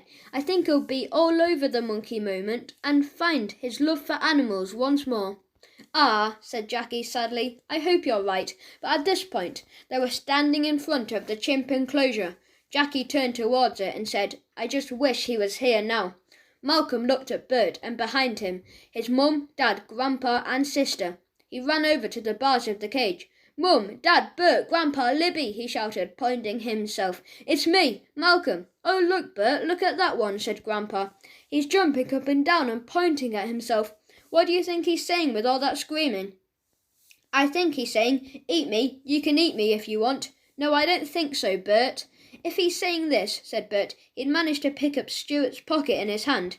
He held up Stuart's phone with the Animal SFX app on the screen. He pressed the chimp icon. It made a chattering noise. The family all laughed. "Oh, for heaven's sake," shouted Malcolm. "No, that icon is not even speaking proper monkey." "Bert, Libby, it's me, Malcolm." "Wow," said Libby, sounding ever so slightly unbored for a moment. "The monkey is like so. Go." "Go?" said Grandpa. "Going on Instagram," said Libby, turning round to her face away from the cage, pooting, brushing her hair and producing her phone at the same time in one expert move. "No," said Malcolm, "you don't understand." Click went Libby's phone. She turned round again, clicking on it. "Selfie with monkey. LOL T3000, smiley face, laughing face, smiley face, crying monkey face. "I don't want to be on Instagram," shouted Malcolm, "and I'm not a monkey." "That's right," shouted Tarzan from somewhere behind him. "Chimps aren't monkeys, you tell 'em." "Yes, that's right, but I don't mean that. I meant Mum, Dad, I'm Malcolm." "Ha ha, what's a funny monkey?" said his mum and dad. "Chimp," corrected Malcolm, "and boy, look at his silly jumping up and down, pointing at himself. It's so funny." Malcolm looked at them. He stopped jumping up and down and pointed at himself. He took a deep breath and let out a deep sigh. He felt very sad. He had been so sure that when he found his family they would be able, somehow, to see it was him. That whatever animal he appeared to be at the time, they would see through the outer skin and realise, "Oh my God, that's Malcolm." Instead, they were laughing and pointing and saying what a funny monkey he was.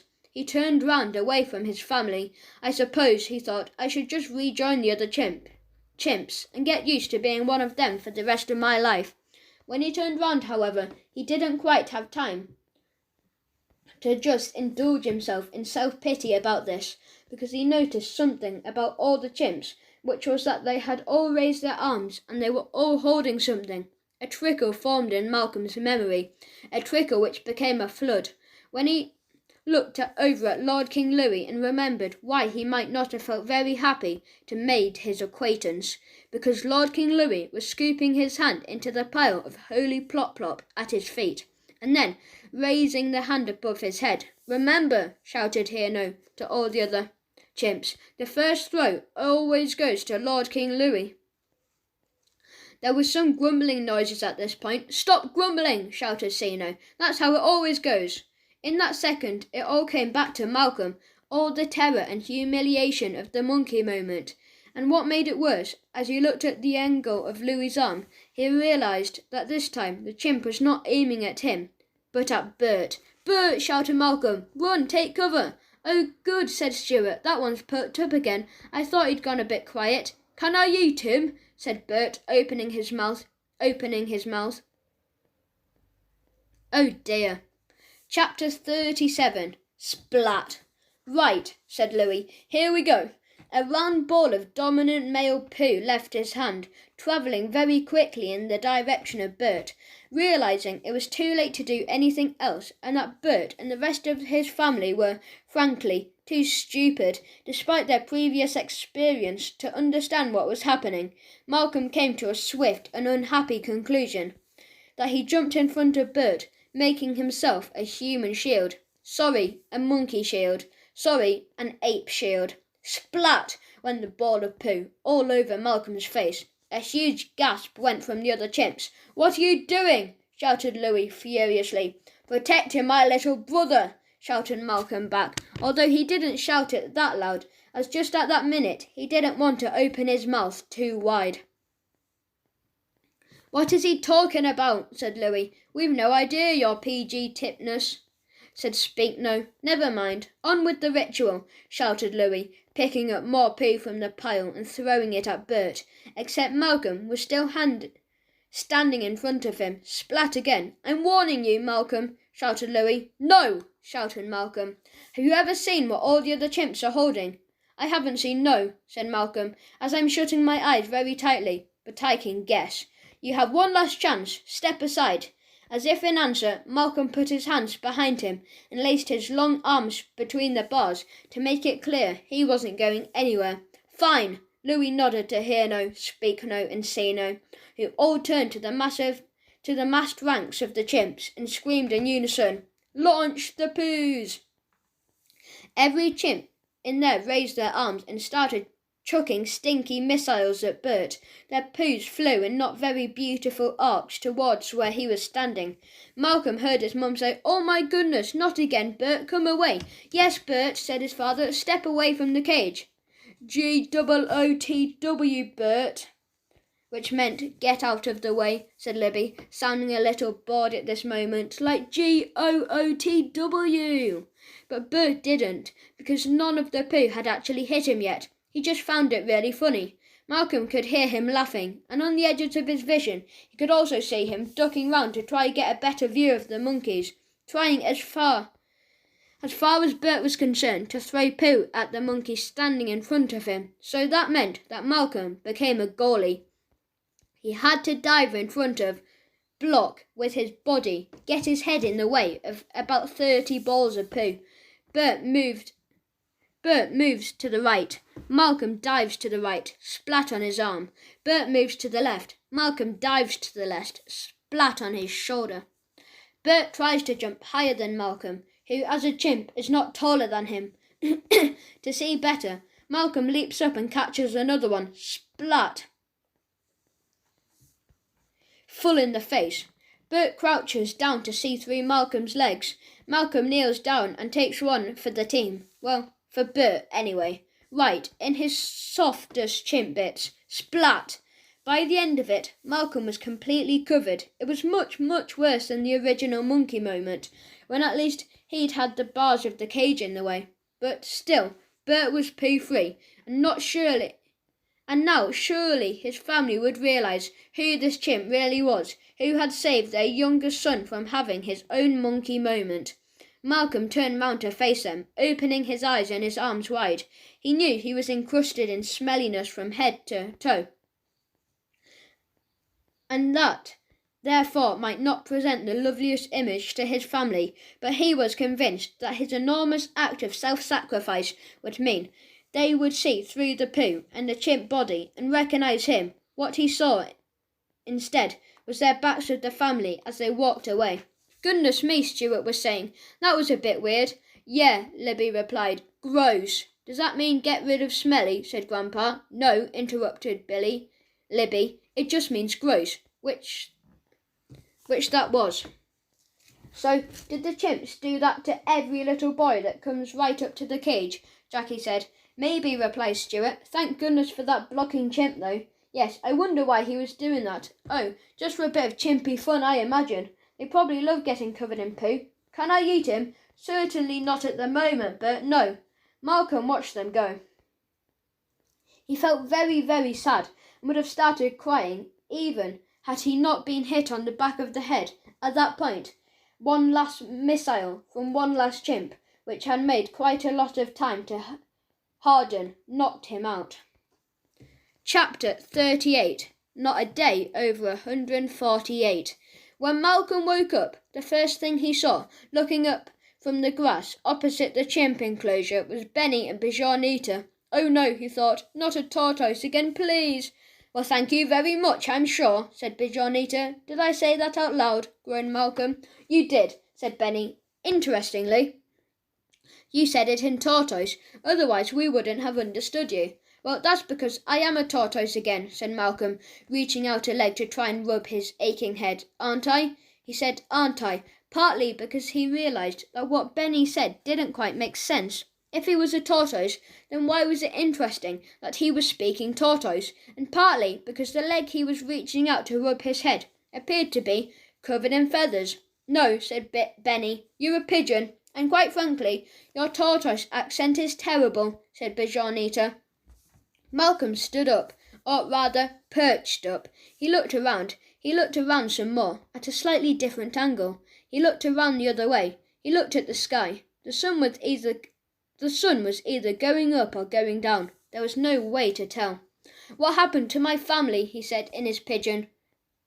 Tortoise. What family? Said Benny. What family? Said Benny. Humans. A mum, a dad, a teenage girl, a grandpa, a little boy.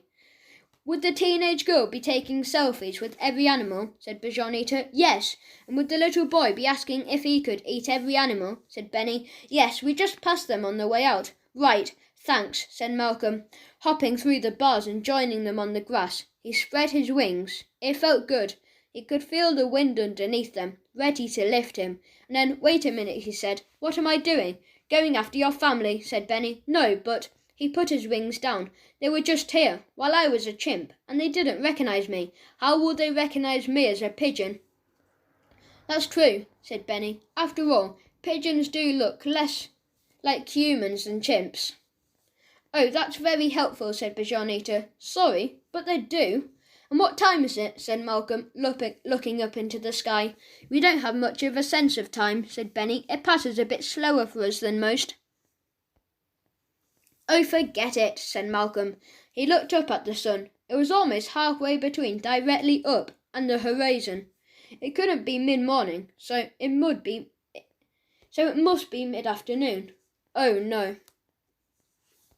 Okay, said Malcolm, sounding calmer than he felt. So in a few hours it'll be dark, and by tomorrow morning it will have been 3 days since K-Pax transformed me into an animal. A tortoise, said Benny in an upbeat way, but then realised, looking at Malcolm's sad face, that it probably wasn't the moment for upbeatness. Yes, said Malcolm quietly, so I may as well sit out here and just accept that I'm never going to get back to being a boy.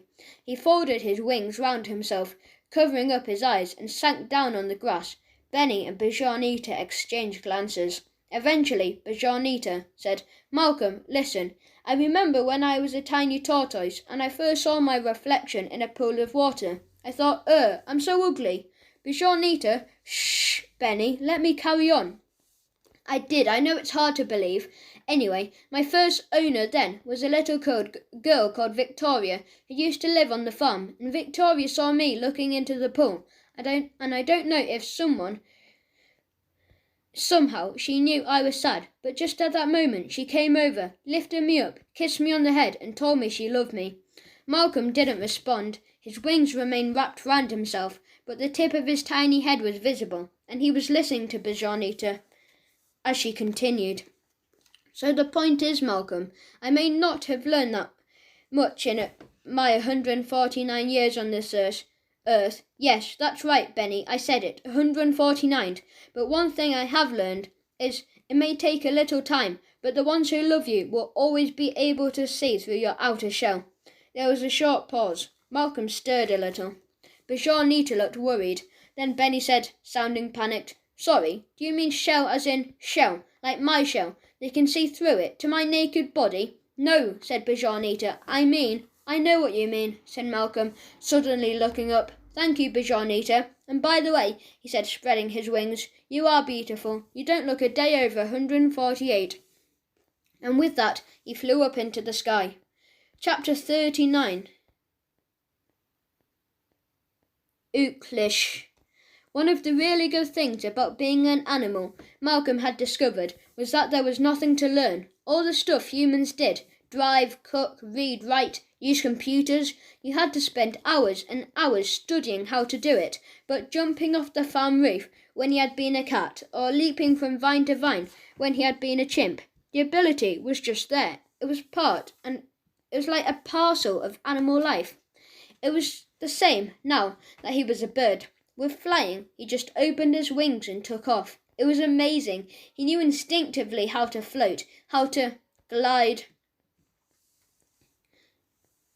how to hover, how to swerve into and out of the wind, how to dive and how to soar. It was a sunny day, but with some fluffy clouds, and Malcolm actually flew into one of them. It was like suddenly being in a mist and then out of again, into the bright day. Below him, the zoo looked tiny, like something on Google Earth. Malcolm knew he should be looking for his family, but a part of him couldn't resist just having some fun, so he swooped low over the land of the lions, seeing them lying asleep on the rocks, and then lower still over the penguin beach, trying hard not to shout, "Ha ha, I can fly, you can't," and briefly landed on the head of a pygmy hippo before passing over, getting to the zoo and shouting, "I'm going to find my family," at Zaza, Trotsky, Ludwig, Mabel, Snowflake and the 3 dollies, who seemed to have all been placed in a holding pen, while the zoo worked out what to do with them. "Hooray!" they all shouted back, apart from Zaza, who looked a bit not bothered, although she looked like that most of the time, and Mabel, who said, "Hang on, is that Malcolm? Is he a pigeon now then?" But Malcolm didn't hang around to hear all that. He was off again, rising high over the trees, towards the road that circled the zoo. Most birds at this point during the day, perhaps every single other bird in the world, would be looking for bugs in the air, or worms wriggling on the ground, or possibly a lovely branch on which to begin building a nest. Malcolm, however, was looking for a 12-year-old blue Vachuel Saphira. Seeing his family seemed, at least for the moment, to have brought his memory back, his human memory, at least for now. He knew which car his family would be travelling home in. His beady, precise eyes scanned the road from above. No, he thought, that one is far too new. That one is working too well. That one hasn't got enough space at the back to carry 4 or 5 pet cages when we go on holiday. Ah, there it is, chuntering down the road, a bit stop-start, because the exhaust was dodgy. Malcolm flew behind the car, easily following it. His mum was driving, and she knew. And she never went over 30 miles per hour. In fact, he didn't just follow it. He flew around the car, circling it, dipping down now and then to say hello to Libby or Bert or Grandpa in the back, but they didn't seem to notice. As the car wound through the streets, Malcolm also found himself shouting, often to other pigeons standing around the road, "Oi, get out of the way! Quickly, fly away, fly away! Don't be stupid," they would shout back. "You must have done this. We all do it. It's like a game of chicken. Last one out of the road's a ah!" they would say, hopping or flying out of the Zafira's way at the last minute. Finally, the car got to number 43 Kendall Road. It parked up outside. Malcolm landed on the wall by the front gate and watched his family get out of the car. "Mum, Dad, Libby, Grandpa, Bert, it's me," he said. "Malcolm." "Hello," said Jackie. Malcolm didn't believe it. He let out a huge, "Oh, Mum, you've recognised me. I knew you would." "What a sweet pigeon, Stuart. Have you seen it, singing to us?" Malcolm let out a small, "Oh, no." "That is sweet, Jackie," said Stuart. "By the way, who's going to pick Malcolm up later?" "Oh, yes, the school bus is coming back tonight, isn't it? I'll go." "No, I'm here," said Malcolm. "Here." "I really miss him," continued Jackie. "Can't wait until he's home." "Yes, me too." "And me," said Grandpa. "Oh, shish," said Libby. "I don't want to eat him," said Bert. "Well, Bert," said Stuart, turning the key, "that's very, very kind of you." They all went into the house. Malcolm watched with mixed feelings. It was so frustrating that they couldn't understand him, but at the same time it was nice to hear them talk about him like this, without knowing he was there. He thought to himself, "Oh, my family really love me. That's amazing, even though they're all such big animal fans, and I'm not." But then at the thought led on to one another, which was, "But I don't know, I'm not an animal fan anymore. I've really liked some of being an animal, and I've really, really liked some of the animals I met. Not so much the chimps, but the pigs and the sheep and the horse and the tortoises and the dog and the—" Oh no, he thought, oh no, because creeping towards him along the wall and licking his lips was a cat, but not Zaza. No, no, Ticky. out of Ticky and Tacky. Or was it Tacky? Chapter 40. Is this how it ends? Listen, Malcolm started to say, but it was too late. There was no chance to demonstrate his newfound ability to speak cat. Pigeon cat, of course, but still cat, because Ticky or Tacky was just too quick for them. He or she leapt through the air and grabbed Malcolm, pulling him off the wall and into the front garden, her or his claws digging into him. The pain was exhausting. "Oh! Oh!" Malcolm cried, and then he couldn't speak at all, because Ticky or Tacky had bitten into his neck. Malcolm could feel their fangs going, not deep enough to kill, because Ticky or Tacky, like all cats, were clearly thinking he or she fancied playing with the bird for a bit longer first, but deep enough to cause even more pain. He flapped his wings, but it made no difference. One of them already felt useless and broken. Is this how it ends? Thought Malcolm. Killed by my own cat, and still I don't even know which one.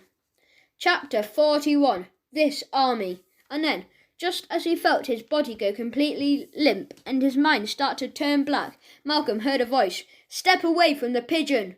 "Eh?" said Ticky or Tacky. "You heard me. Step away from the pigeon."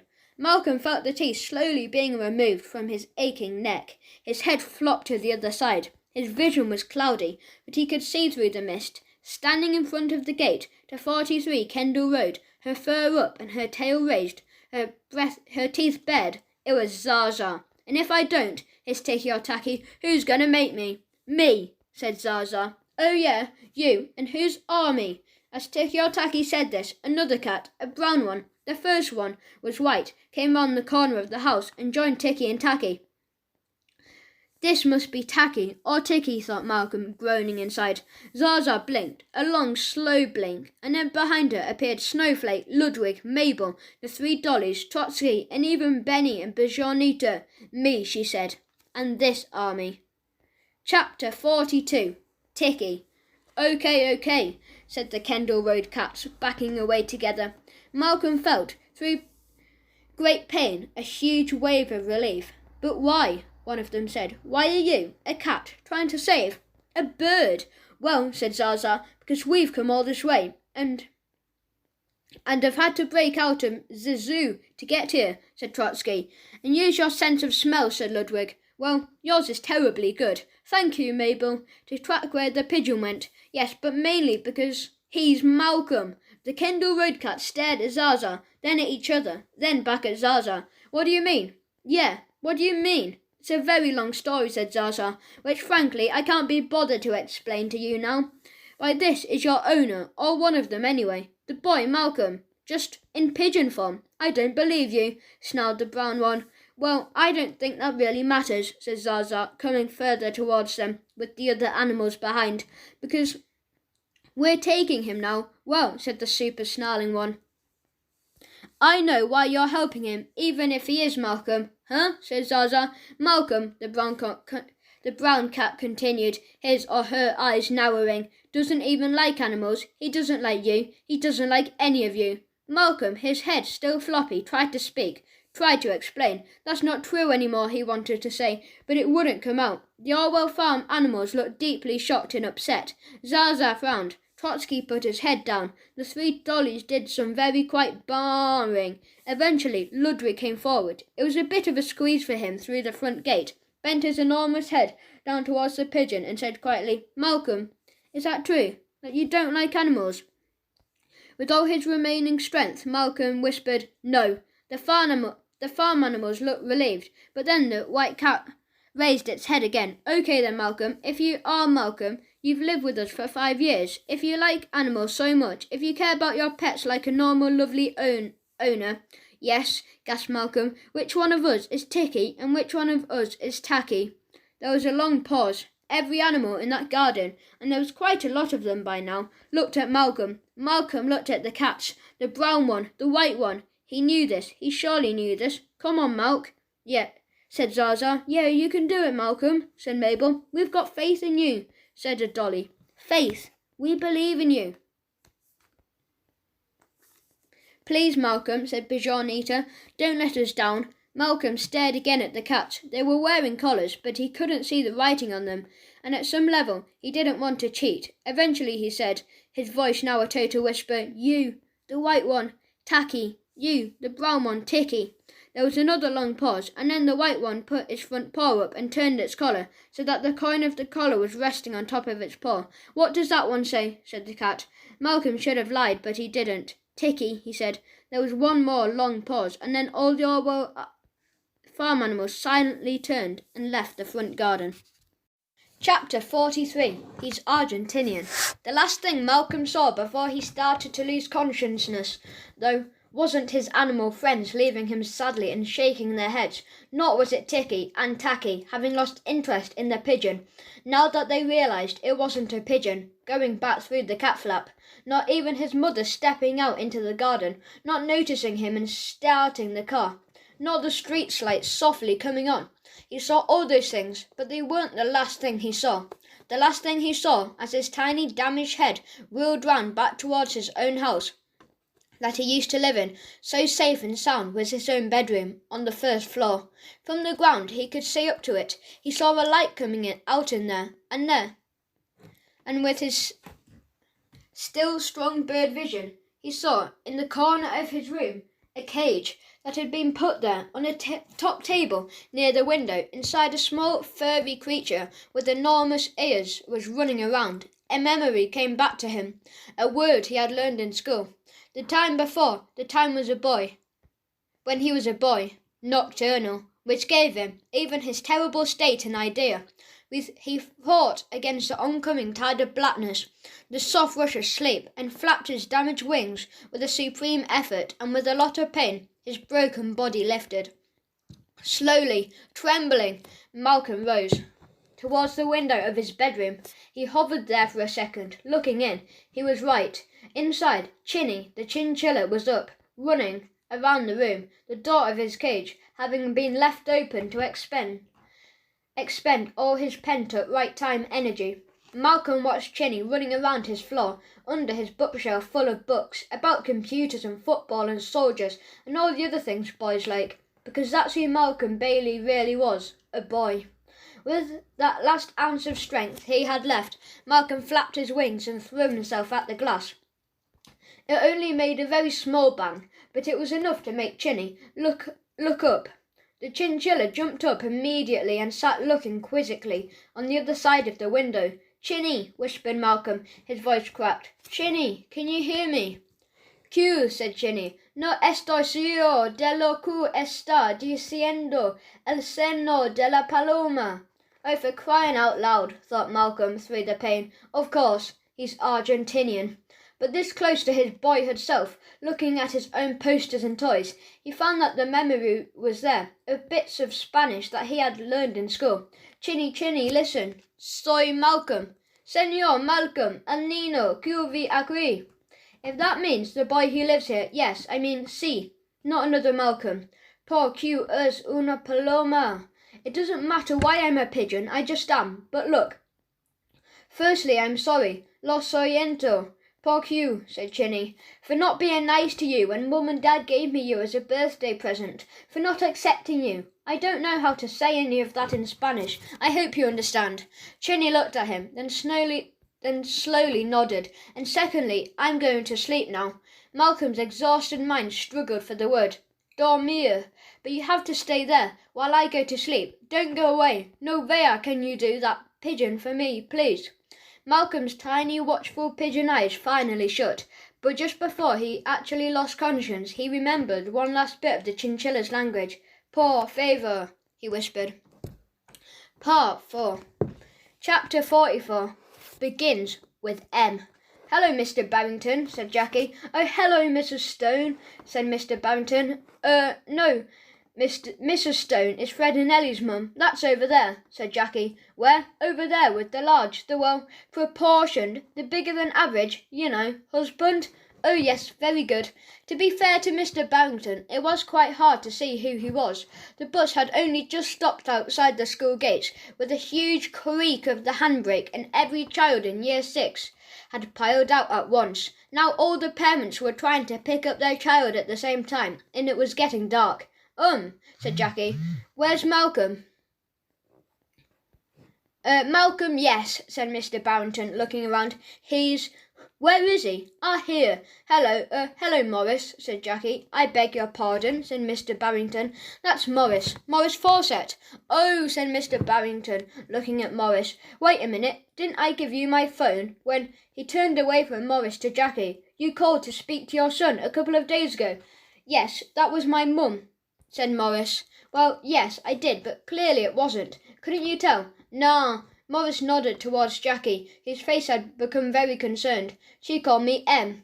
Right, that is that. What your mum calls you as well, said Mr. Barrington. No. And here Morris frowned, as if great and long thought was involved in what he was going to say next. She might do. Because my name, it begins with... His eyes went down and his lips moved, as if spelling it with his head. Then he looked up again, with M in it. Morris smiled, pleased with himself. For a second, Mr. Barrington smiled too, pleased that Morris had understood something, but it was literally for a second, because he went white with fear on hearing Jackie scream, Mr. Barrington, where is Malcolm? No, said Jackie tearfully, driving.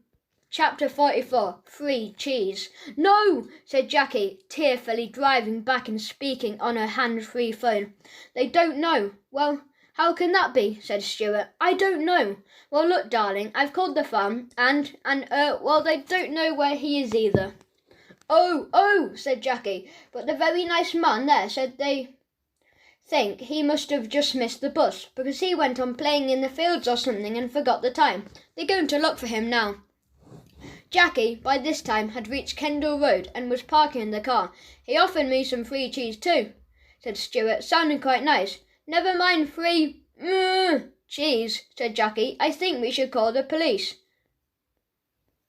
No, darling, let's just wait and see. They've said it's happened before, a kid missing the bus. Well, said Jackie, slamming the car door and opening the front gate. Okay, but if they get back to us and say they can't find him, then I'm phoning 999 straight away and, what is it? Come outside quickly. Chapter 46. Very, very faintly. The whole family stood silently on the front garden path, looking up at Malcolm's bedroom window, where, as far as they could see, Chinny, the chinchilla, was unconscious on a ledge. How did he get out? Said Stuart. Do you think it was the cats? Might have been, said Grandpa. They might have dragged him out through the bars of his cage like in the war. Dad, said Stuart, can you shut up about the war? You weren't even alive during it. Fair enough, said Grandpa. He wasn't in his cage, said Libby. Last thing I saw, he was running around the room. Well, said Stuart, going into the house, I'll go and get him off the window ledge. This is terrible, said Jackie. Can I? No, Bert, you can't. Jackie paused and looked down. It's terrible because it's an omen, she said, saying the word omen very ominously. Don't you see, Chinny was Malcolm's pet, and now she began to cry. Malcolm's gone missing. Jackie, said Grandpa, we don't know if he's gone missing. If the chinchilla's dead, then it might mean that Malcolm is... She was interrupted by the loud sound from above of Stuart's voice. Hold on a minute, he shouted. They all looked up. Stuart had opened the window and was bending over the chinchilla. He's not dead. I can see him breathing, very, very faintly. The rest of the family, still standing in the front garden, took this in. Jackie nodded. Her face acquired a determined look. Right, she said. Libby, get a box. Where are we going? To the vet's. But it's Sunday, said Stuart. I'm the receptionist. I've got the keys and Rodney's home number. He owes me for working there for pittance for 20 years. And with that, she headed back towards the car. Once they were all in the car and on the way to the vet's with the unconscious chinchilla in a box on Bert's knees, the Bailey family were very confused. They were going to save the chinchilla. They might even have turned the car round and stopped it if they noticed, staring out of Malcolm's bedroom window, watching them leave, another, very similar looking, Andine, Langeria, chinchilla. Chapter 47. 72 hours. The Baileys had been sitting in the waiting room at Braden's veterinary surgery for nearly 3 hours. The clock on the wall said 10:45 p.m. Jackie was resting on her husband's shoulder. "I really think," whispered Stuart, "that you should go home." "Who's you?" said Jackie, waking. "All of you," he said, looking round. Grandpa and Libby and Bert were all there as well, sleeping on chairs. Underneath pictures of cats and dogs and hamsters. I think they want to be here," she said. Stuart looked to the door at the end of the room, the door where the surgery was. "How long did Rodney say he thought it would take?" Jackie shrugged. He wasn't sure. "The injuries are bad, and Chinny's a very small creature." "I know," he said. "He said he would do his best." "Yes," said Stuart, "and if there's one thing we know about Rodney, it's that he likes a chance to show off what a great vet he is." Jackie nodded. She took her phone out of her coat and peered at the screen. There was no messages on it. "Have you heard anything from the farm?" she said. "Yes, I just got a text." She sat up, turning to him, "And they've called off the search for tonight." Jackie stood up, her teeth clenched. "Right, time to call the police." Stuart looked very worried. He glanced around, making sure the other members of the family were asleep. "Jackie," he whispered, "I already have called the police." Jackie went white. "You have? What did they say?" "They said normally they don't put any kind of police search in place until someone has been missing for 72 hours. 3 days! Yes, they said a lot of boys of Malcolm's age run away for a bit, and then they just turn up." Jackie took a deep breath. She picked up her coat. "Let's go to the farm. I want to check myself." "No, darling." "Why not?" "Because he might be on his way back by now. Hitchhiking. Or on a bus or on a train. And so it's better for us to be here for him. What if we found out he's made it to the city, but then we're miles away in the country?" Jackie shook her head, defeated. She folded her coat and sat back down next to her husband. "They," he said. "The police?" "Yes. They said to get back to them tomorrow if there was news." Jackie shut her eyes. "I feel so awful, Stuart." "I know, darling," he replied. No, I don't just mean because I'm so worried. Also because almost the last thing that happened with Malcolm before he went off on that trip was all of us laughing at him because of the monkey moment." Stuart frowned. "Jackie," he said, "you mustn't. I can't bear it. I can't bear he's out there somewhere, and his last memory of us is that, especially me, I'm his mum." Softly, she started to cry. "I shouldn't have laughed." "Jackie," said Stuart, putting his arm round her and folding her crying face into his chest, "Malcolm's going to be okay. I know he is." He said it very confidently, but his face didn't quite go with the words. Chapter 48. Here we go. Next thing she knew, Jackie Bailey was having a dream. It was a dream in which there were lots of animals and lots of children, some of which were her children and some of which weren't, and the children and the animals kept on getting mixed up, and the children were chasing the animals. But then the animals were chasing the children, and all she could hear was quacking and mooing and barking and meowing. Then she woke up and realised that Bert was not sleeping anymore. He had got hold of Stuart's phone and was pressing all the icons of an animal SFX over and over again. "Bert," she said sleepily, "can you stop that, please?" But before Bert did stop it, Rodney Braden came out of the surgery. "Hello, Jackie," he said quietly. "Oh, Mr. B," said Jackie. "Sorry, I must have fallen asleep. What time is it?" Mr. Braden looked up at the clock. "Just turned 5 a.m. "Oh, thank you so much for working this late. It's so good of you." "It is good of me, yes." "So," said Jackie after an awkward pause, "how is he?" As Jackie said this slightly louder and more insistently than perhaps she meant to, all the others began to stir. "Well," said Rodney, smiling, his special "what a great vet I am" smile. "Perhaps you should all come and see." He took the Bailey family over to the surgery. "Okay, here we go." And he began to open the door. Chapter 49. Cock-a-doodle-doo.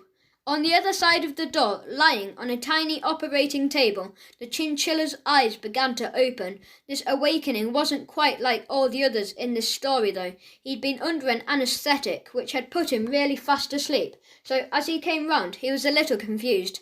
Images went through his mind of many different animals and many different places, but one thing kept coming back to him. It was quite hard for a waking mind to place it, but it seemed to be a goat, and the goat seemed to be saying something about how he had to make sure he ended up next to an animal he really loved, and who loved him. That was how he would become what he was meant to be. Then suddenly he heard a noise, "Cock-a-doodle-doo!" and then again, "Cock-a-doodle-doo!" The chinchilla felt frightened. He looked up. He seemed to be at an operating theatre, so why was he hearing a cockerel? Then he thought of something with horror, the third crow of the cockerel. Time had run out. This was it. He was going to be forever whatever animal he saw next. But then, even through his fear, something struck him. That crow didn't sound like any cockerel he had sounded in the last few days. In the last few days, when he had been an animal, he had understood the crow. He knew the cockerel had actually been telling the other animals to wake up. Cock-a-doodle-doo was just how humans heard it, which just meant he looked round at the door, opened. It all seemed to be happening in slow motion. Then he heard a human voice, a woman say, "Bert, can you stop doing that?" "But I've never pressed that one before." The big chicken with the silly rubber glove on his head. "Yes, I know, Bert, but not now." And then he saw that coming through the door was an animal he really liked. A number of animals he really liked, loved in fact, and who loved him. Just as K-Pax had told him to find. It was his family, because humans, of course, are animals. We are just apes who walk upright, wear clothes and don't throw poo, and quite as much. "Now," said Rodney, blocking the family from coming in straight away, "I should warn you, this was a very complicated operation. It stretched me to the fullest. I had to use all my surgical talents." "Yes, we get that," said Stuart, trying to squeeze past him, but Rodney wasn't having any of it. "He'll make a full recovery, but he'll be groggy for a while. Might not seem quite like his old self. At least to begin with." "No, we understand that," said Grandpa, also trying to get past him. "I just want you to be prepared for every eventuality." "We are prepared, Rodney," said Jackie, with some edge in her voice. "Okay," said Rodney, stepping out of the way quickly, sounding a tiny bit frightened of Jackie. And them see the patient, who was lying quite comfortably now on the tiny operating table.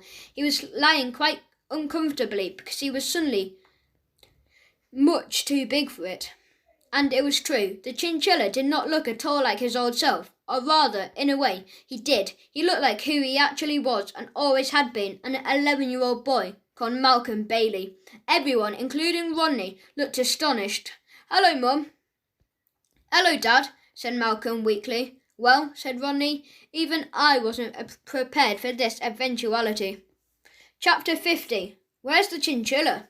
After everyone had finished hugging Malcolm, and after everyone had finished kissing him, Stuart said, "What are you doing here? What happened?" Malcolm thought for a moment, then he said, "I was on the school bus, Mum, when you came to pick me up." "What?" said Jackie. "Yes, but I was hiding. I stayed on behind one of the seats and back."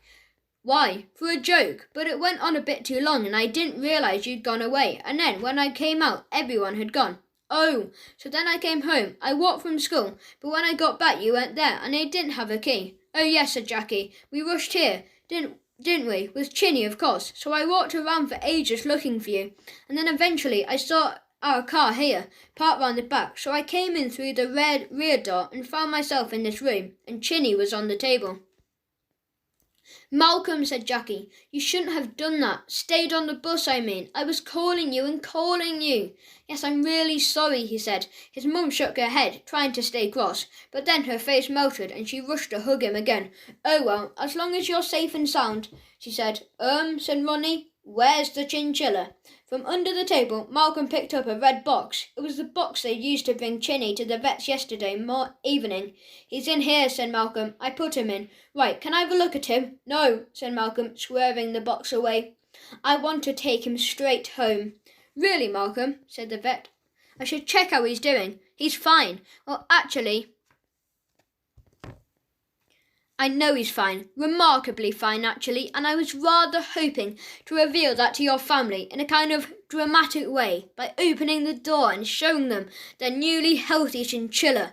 I was looking forward to it. Well, you've stolen my thunder now, but still, I want to take him straight home," said Malcolm intensely. He'd had a terrible experience and he needs to be back in his cage. Malcolm turned to his mum and dad. "'Cause he's my pet and I love him." "You do?" said Jackie. Do you? Said Stuart. Yes, said Malcolm. Jackie and Stuart turned to each other, tears in their eyes. Please, Rodney, said Jackie. I'll bring the chinchilla in first thing tomorrow for you to have a look at, but please let Malcolm take him home now. Rodney looked a bit unhappy, but nodded. Chapter 51. Not normal circumstances. When they got home, Malcolm went straight up to his room. He opened the door and rushed over to the chinchilla cage. He took off the top of the box, opened the door of the cage and then shut it again, and then turned round to see his family coming into his room. Oh, said his mum, Chinny looks amazing. He looks so well, said his dad, like he'd never even left the room. Yes, exactly like he did before. Mr. Braden is clearly an amazing vet, said Malcolm. Yes, said Jackie. He could probably operate on people. Well, I don't know about that, said Stuart. I do, said Malcolm. Stuart frowned, but then Jackie said, OK, everyone, it's been a very tiring day and night. She checked her watch. 5:30 a.m. Time definitely for bed. 10 minutes later, after he'd brushed his teeth and put his pyjamas on, Malcolm looked up at his parents from his bed. They looked back at him, their faces full of love and relief. In the corner of the bedroom, Chinny was running on his wheel. Will that stop you getting to sleep? Said Stuart. We can take the wheel out if so. No, said Malcolm. I like the sound of it. So, said Jackie, we haven't even asked. Did you have a nice time on the farm? Malcolm closed his eyes. Yes, I did, really did. Thanks so much for sending me. And, said Stuart carefully, that's the thing you said at the vet's. Is that true? Which bit? About the chinchilla, when you said he's my pet and I love him. Malcolm opened his eyes again. He was glad that had been his dad's answer, because not everything he had said at the vet's had been true. When he'd woken up from the anaesthetic and discovered he was a boy again, which only took a few seconds before his family had come in and seen him on the operating table, Malcolm had to think very quickly. He had thought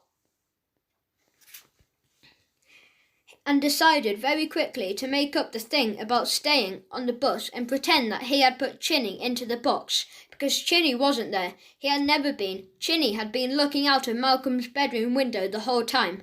Malcolm wasn't a boy given to make things up, but in this particular case, he decided there was no point in trying to tell his family what had actually happened. They just wouldn't believe him. No one he knew would ever believe him. He knew he shouldn't lie under normal circumstances, but these were not normal circumstances. And one part of it had not been a lie. The last and most important part, the part his dad was asking him about now. It would have been a lie only 3 days ago, but now he could feel how true it was. No, Dad, I do really love Chinny. And just to reiterate that, he turned to the tiny creature who'd stopped running for a second on his little wheel and said, Ti amo Chinny, at which point Chinny seemed almost to nod, almost to smile, and it just started running as fast as he could, making that wheel spin for dear life. In fact, said Malcolm, I love all animals. Stuart and Jackie turned to each other with tears in their eyes, but smiles on their faces too. Tatoofoo, said a voice in the doorway. Everyone looked around. It was Grandpa. What does that mean? Said Libby, poking her head round the door with a toothbrush in her mouth. That's a turn for the books, said Grandpa. First coda, 1 week later. Next Sunday morning, Malcolm insisted that they go to the zoo as early as possible, as well as obviously insisting on coming himself for the first time in years. They were first people through the gates. Malcolm said hello to Sandra and Luke, who looked confused because he said as if he'd met them before. Then, when they were in the zoo proper, Stuart said, So, where would you like to go first? Malcolm, lion, tigers, reptile house, insect? I'd like to go to the petting zoo, please. Stuart looked surprised. The petting zoo isn't that a bit babyish? But said, OK. Stuart was even more surprised that after they got there, Malcolm wanted to stay at the petting zoo for so long, but he didn't seem really happy, being able to stand right inside the pen and stroke all the animals in there.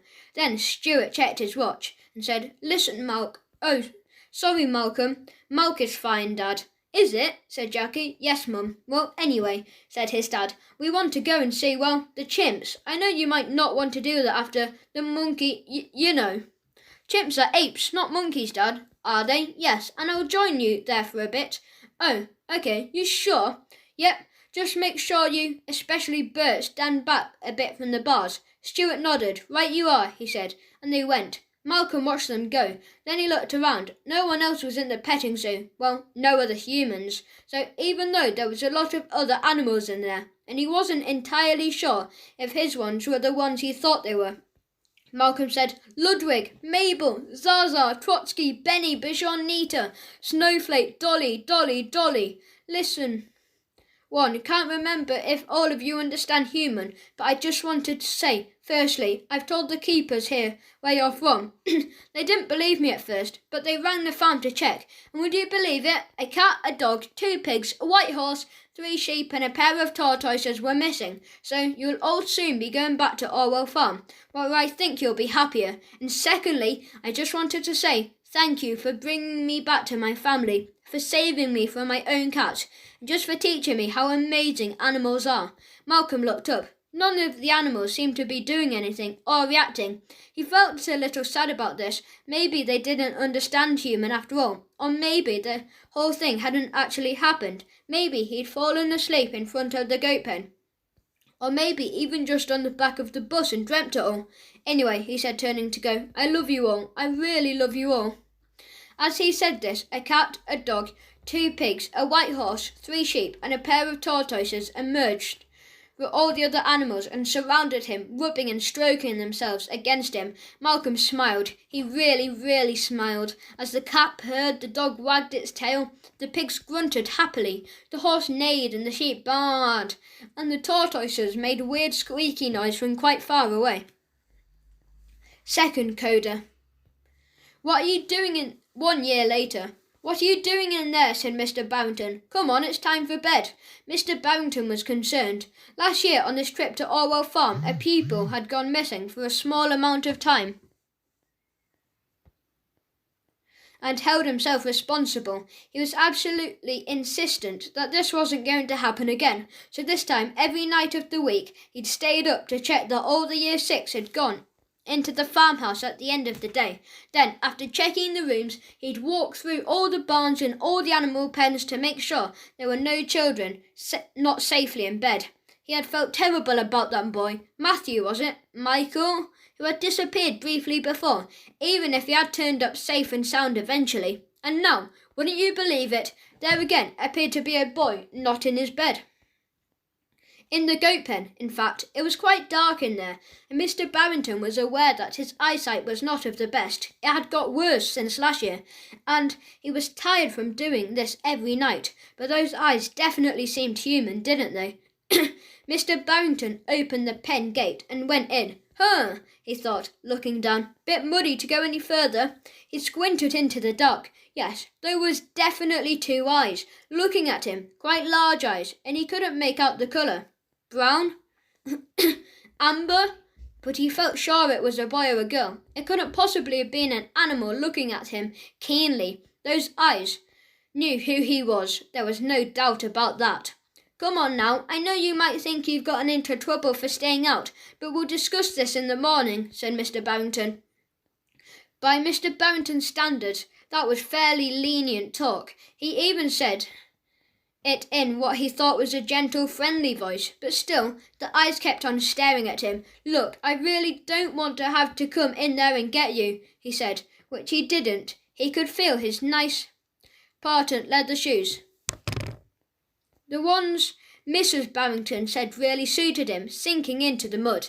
He decided to try a different track. Look, we all love the animals. We all want to spend more time with them. They may sound silly, but sometimes at the end of the day, I looked out on the farm at the sheep and the cows and the horses grazing, and I think how wonderful it would be to be like them, to be an animal, with no money, no worries, no books to mark, no difficult pupils to make behave. Mr. Barrington was warming to his theme now, and starting himself to believe it. Not a care really in the world. It must be a wonderful life.